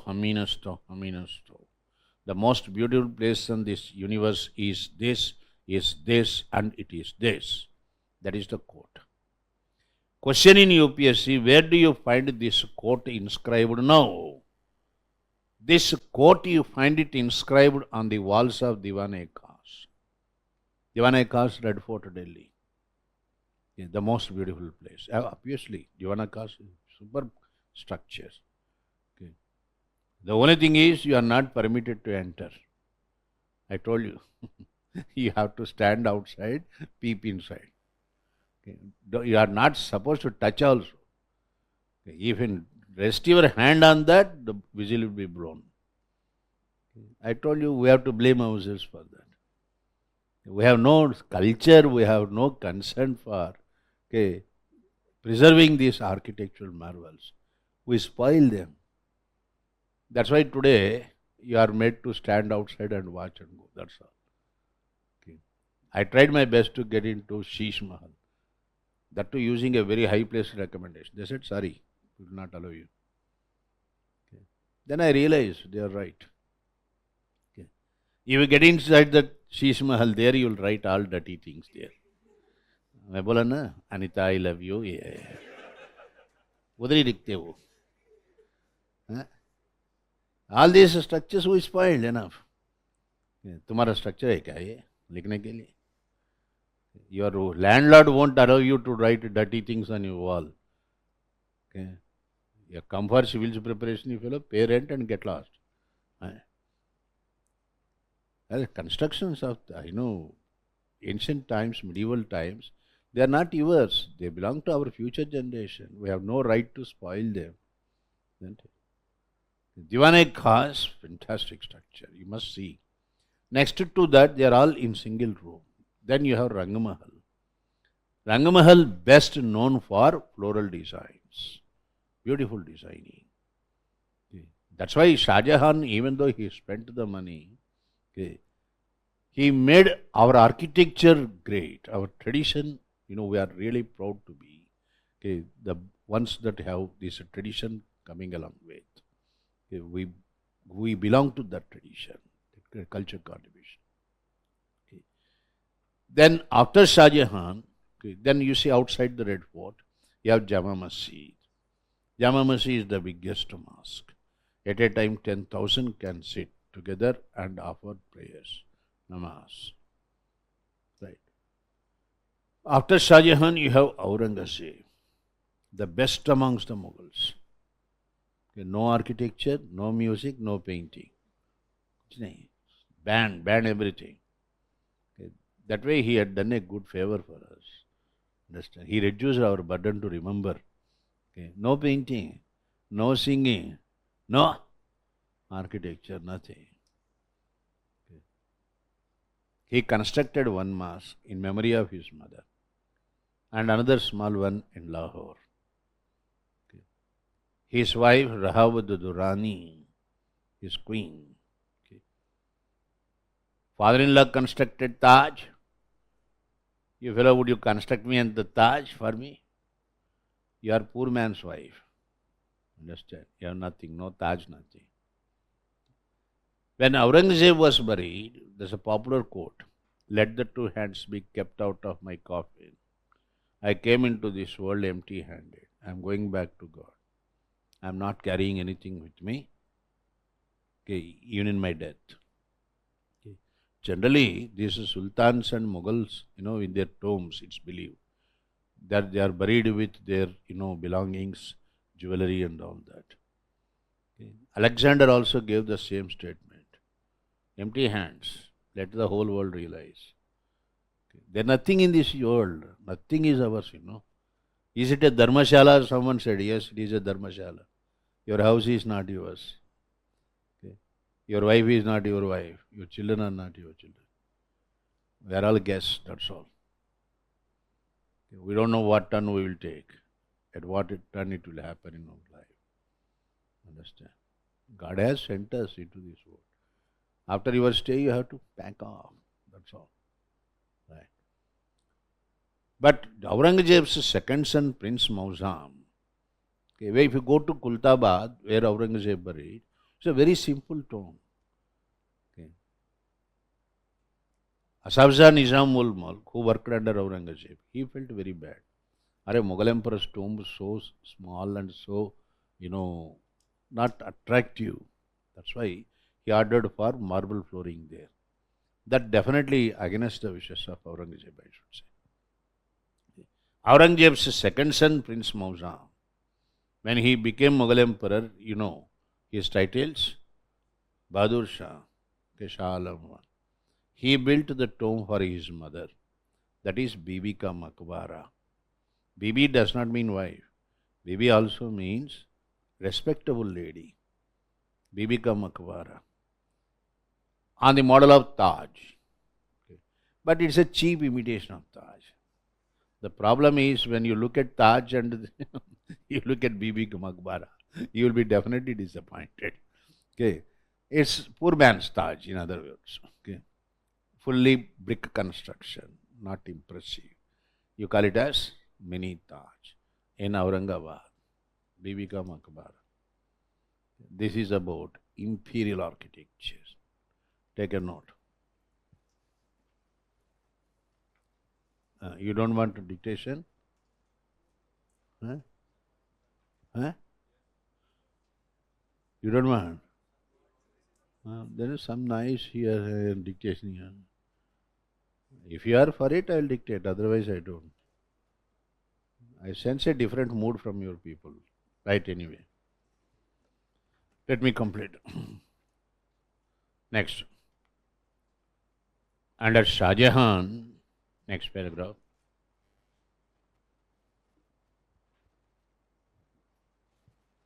Under Shah Jahan, it was a golden age in architecture.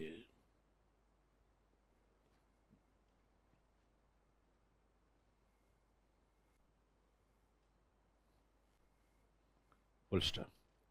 Himself an expert. Shah Jahan, himself an expert in architecture. Himself an expert in architecture, called engineer. You call Shah Jahan engineer. Inverted commas, engineer. Full stop. During his times,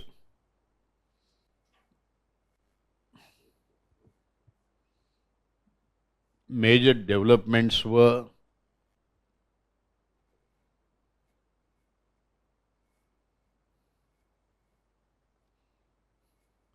costly white marble,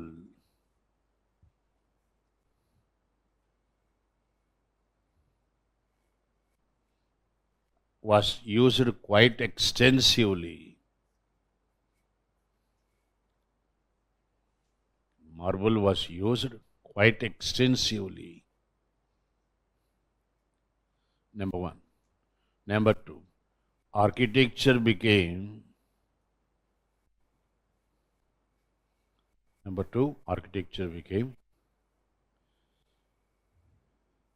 highly decorative.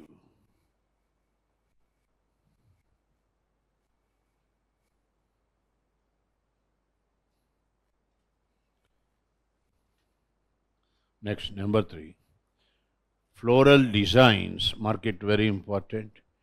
Floral designs appeared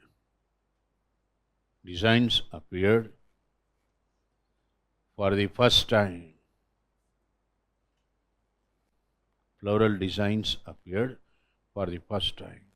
Next, architecture turned pure Islamic. Architecture turned more Islamic, not pure. Pure Islamic is simple. Architecture turned more Islamic. Full stop. Next. In Agra, next paragraph, in Agra, A-G-R-A, in Agra, he built Khas Mahal, Khas, K-H-A-S, Khas Mahal, comma, Sheesh Mahal, Sheesh, glass, Sheesh Mahal, comma, Anguri Bagh,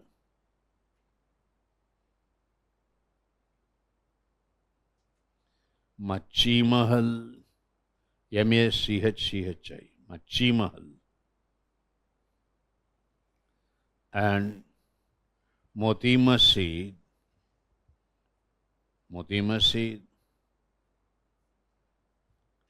all inside the Red Fort. All inside the Red Fort. Full stop. Moti Masjid was built. Moti Masjid was built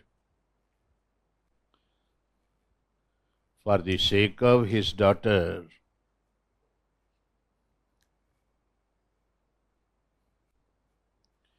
Jahanara. For the sake of his daughter Jahanara, Jahanara. Full stop.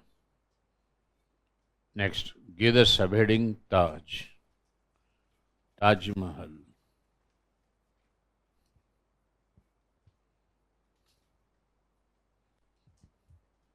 (1631 to 1653).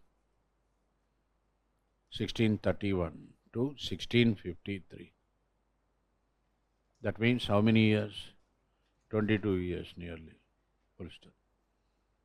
Until then, her coffin was kept at Burhanpur. That's the place where she was born. Poor woman, I pity her. She was spotted by Shah Jahan fellow in the market.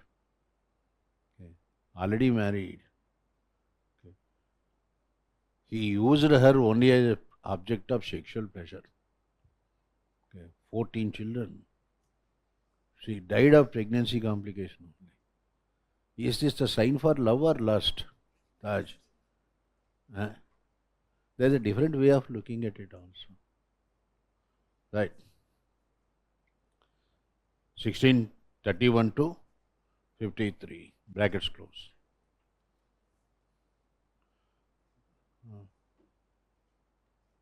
Why are you laughing here?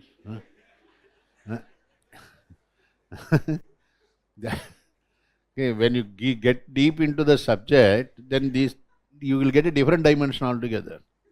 Okay, people talk so great about it. What is so great about it? You fellow, you constructed a Taj. For woman, you have not allowed her to lead a decent life. Understand? Worst, in a way, sexual exploitation. Leave it. The only pure white marble building. The only pure white marble building.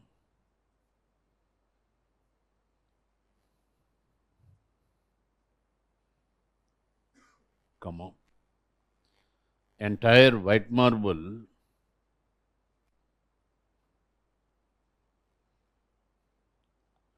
was procured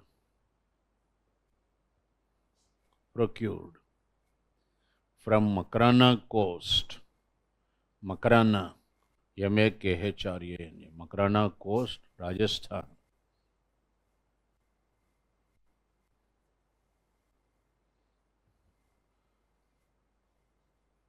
The structure built with an estimated cost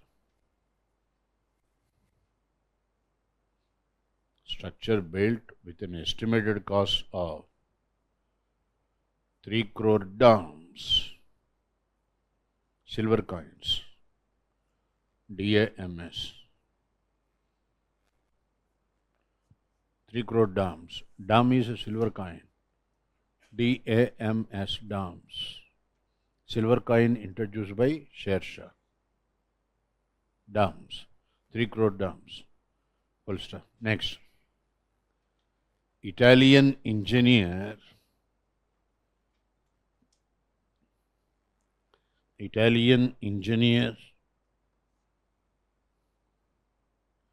Gerimono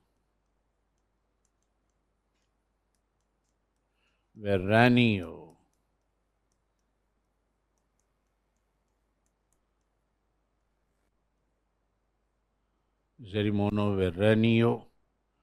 was consulted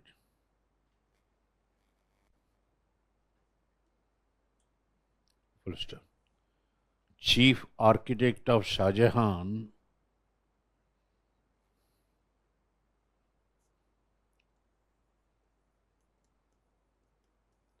Ustad Ishaq Khan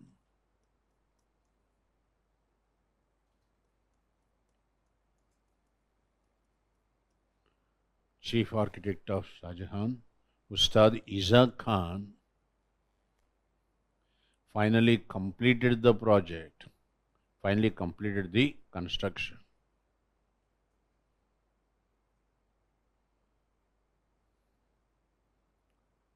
Full stop. The most beautiful part of Taj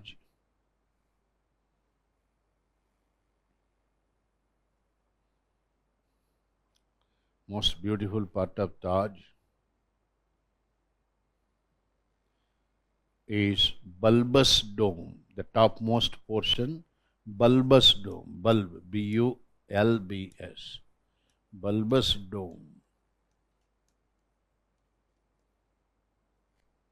bulbous dome. Fine.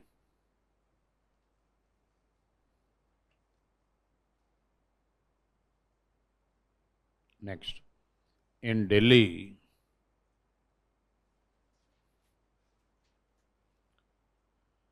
Shah Jahan completed the Red Fort.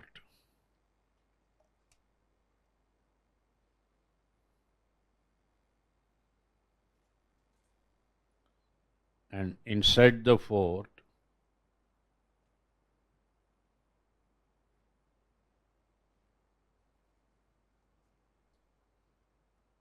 inside the Red Fort, Diwan-e-Am,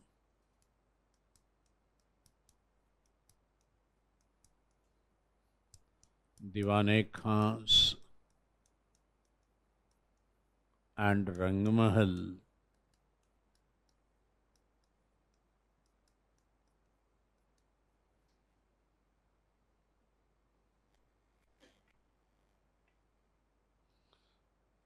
are the important structures.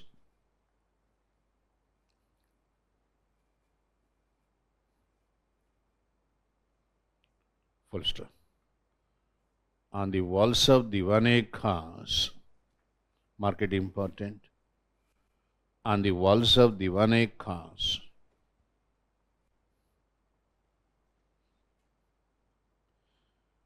we find the quotation of Amir Khusro. We find the quote of Amir Khusro. Quote of Amir Khusro.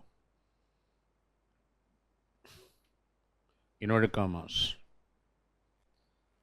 The most beautiful building, the most beautiful place in the universe, not building. The most beautiful place in the universe is, the most beautiful place in the universe is this, comma, this, second time, and it is this, third time. The most beautiful place in the universe is this, and it is this. Inverted commas close. Found inscribed, found written, found inscribed. Full stop. Rangmahal, best known for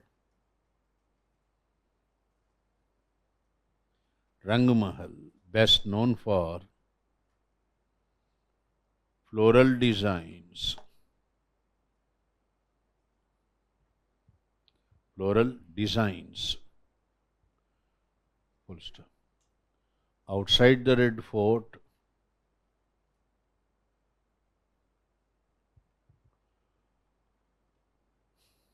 Jama Masjid,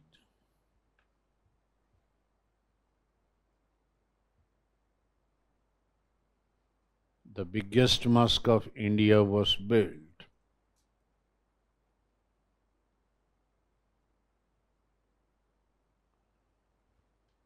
Full stop. Next. Aurangzeb was, next paragraph, Aurangzeb was buried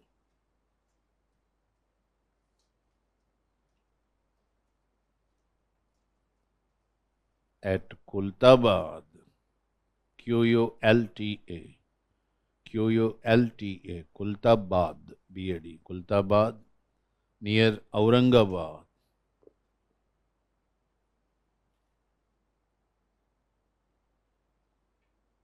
Full stop.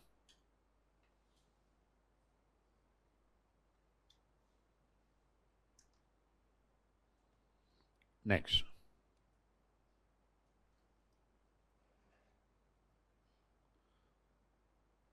In Aurangabad,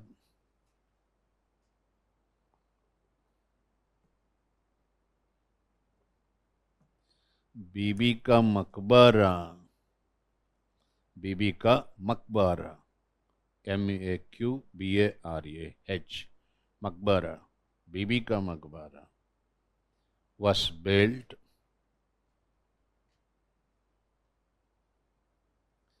by second son of Aurangzeb,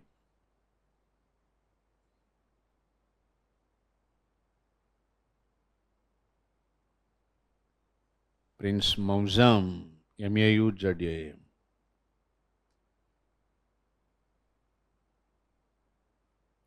for his mother,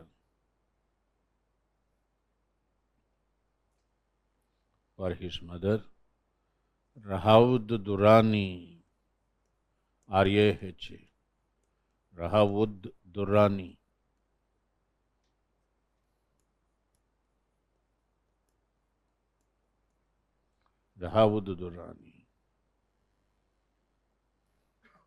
on the model of Taj,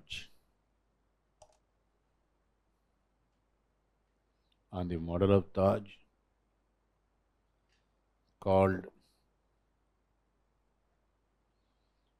Mini Taj Mahal.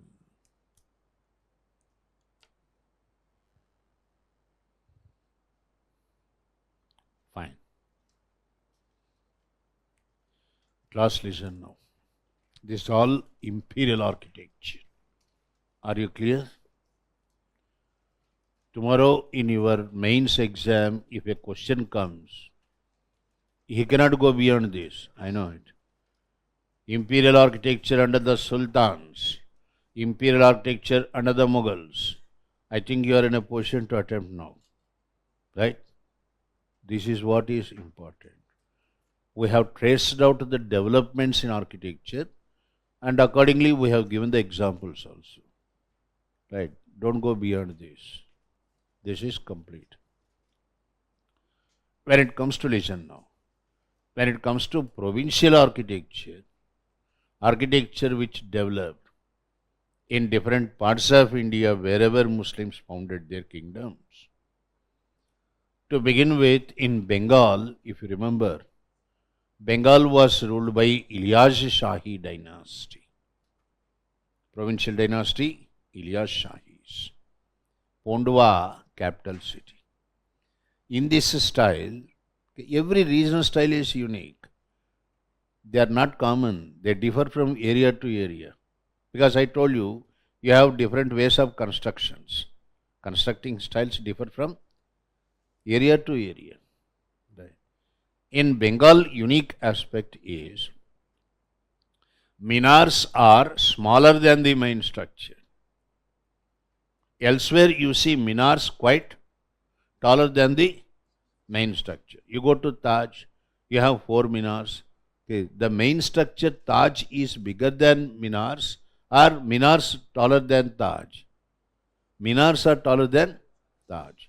Whereas in Bengal, in general that's the same elsewhere.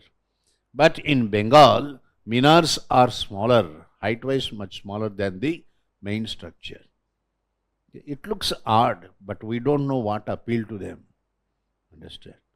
Minars are smaller than the main structure in Bengal. Classic example for this, Adina Masjid. Adina Masjid at Pondwa, built by Sikandar Shah on the model of the Damascus Masjid, Syria. You know, capital city of Syria, Damascus. There is one masjid. On the model of that he built Adina Masjid at Pondwa. This masjid is supposed to be the biggest mosque in the northeast. Okay. Pondwa, capital city of Bengal. For the entire northeast, this is the biggest mosque. Right. Then you have Sonabara Masjid, Chotabara Masjid, all come under Ilyas Shahi style in Bengal. Right. From Bengal, you go to UP. In UP, you have Janpur, Sharki style. Janpur was ruled by Sharki dynasty. You remember? Yeah. In Sharki architecture, what is very interesting is you don't see minars at all. No minars in Sharki style of architecture. You don't see minars at all. This is very interesting.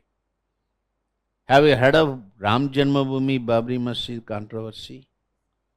At least have you heard of it? Right? You must have, some of you must have seen Babri Masjid photographs. No Babri Masjid, no. Photograph. Right. If you could recollect your memory on this photograph, Babri Masjid photograph, you could only see 3 domes. Got the point? Do you see any minar there? No. You mean Babri Masjid comes under Janpur Sharki style of architecture? Yes. Classic example for that. Unfortunately, we destroyed it, and better not I enter into that. Ram temple we constructed, fine. Okay. We constructed Ram temple. Okay. You have Atala Devi Masjid. Atala Devi Jain goddesses. Her temple was also converted into a mosque. That's a fact. They converted them into mosque. Okay. They took come under Sharki style of architecture. When you come to Malwa, you have Khilji style here. In this Khilji style, Malwa ruled by Khilji dynasty. They use extensive stones, extensive use of stone pillars. Generally, Muslims, they don't use stone. They use only brick. They use only brick. Whereas in Malwa, you see extensive usage of stone pillars. Okay. Classic example for this Malwa style of architecture, Jahaj Mahal and Hindola Mahal. Baj Bahadur and his queen Rupamati both were experts in Hindustani music. When I go to music, again I will draw your attention to that. Particularly Rupamati, she is an expert. For her sake, Baj Bahadur, he built the Mahal, Hindola Mahal. Hindol actually is one of the components of Hindustani music. Right? For performing music recitals, the Mahal was built, Hindola Mahal. Jahaj. Jahaj means the structure looks like a boat. Right? Structure looks like a boat. By Hushang Shah, he built it in Mandu, capital city. From here you go to Gujarat. In Gujarat, you have Bahadur Shahi style. Remember, Gujarat, the place where you have Rajput clans maximum concentrated. Right? Gujarat, Rajasthan, Rajputana. Rajput style, local Rajput style, it entered into Islamic style here. In local Rajput style of Gujarat, you have wooden pillars, wooden pillars with beautifully carved designing. Okay. Pillars and pavilion, shield, wooden shields, okay, planks, expanded planks, okay, with beautiful designing. Okay. This is the unique aspect of the local Rajput style. This entered into Islamic style. Okay. Examples, no better example than Rani Sipiri Palace. Rani Sipiri, queen of Muhammad Shah Begara. If you remember, I told you the greatest of the Bahadur Shahis. Muhammad Shah Begara, in the habit of eating snakes, grown a beard touching the feet. You forgot that also? Okay, something interesting also you forget, is it? Unusual habits. In the habit of eating snakes.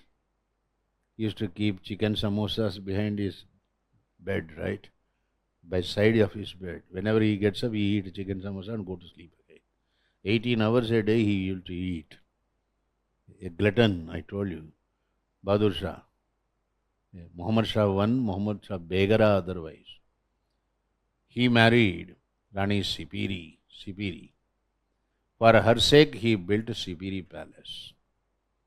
Rani Sipiri Palace, best known for wonderful jali work. In Gujarat, most notable aspect of the architecture is jali work. What is jali work? Designing. In the wall, you don't see wall like this. Walls, you will have jali work, designing. Okay. You see, you must have seen IIM Ahmedabad. IIM Ahmedabad logo. Observe IIM Ahmedabad logo. That is jali work. Okay. Jali work means designing. Designing in the construction itself. This designing is so attractive in Rani Sipiri's palace that art historian Ferguson, for him, Rani Sipiri palace is more beautiful than that of Taj. If you see Taj for half an hour, you will get vexed with Taj, let me tell you. It is like you eating excess of sweet. When you eat excess of sweet, what will happen? Okay. You will turn averse to sweet, right? You can't handle it. You can't accept it after a point. Then you want to go for hot. Isn't it? Taj, vulgar exhibition of wealth. Vulgar exhibition. Okay.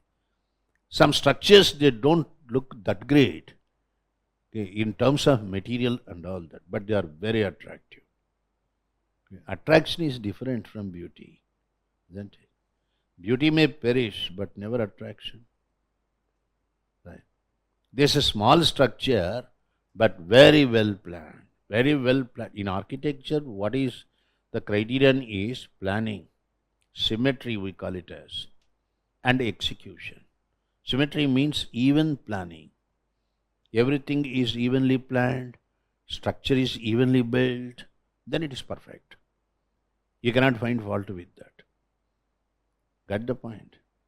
So Sipiri Palace rated more beautiful than that of Taj by art historian Ferguson.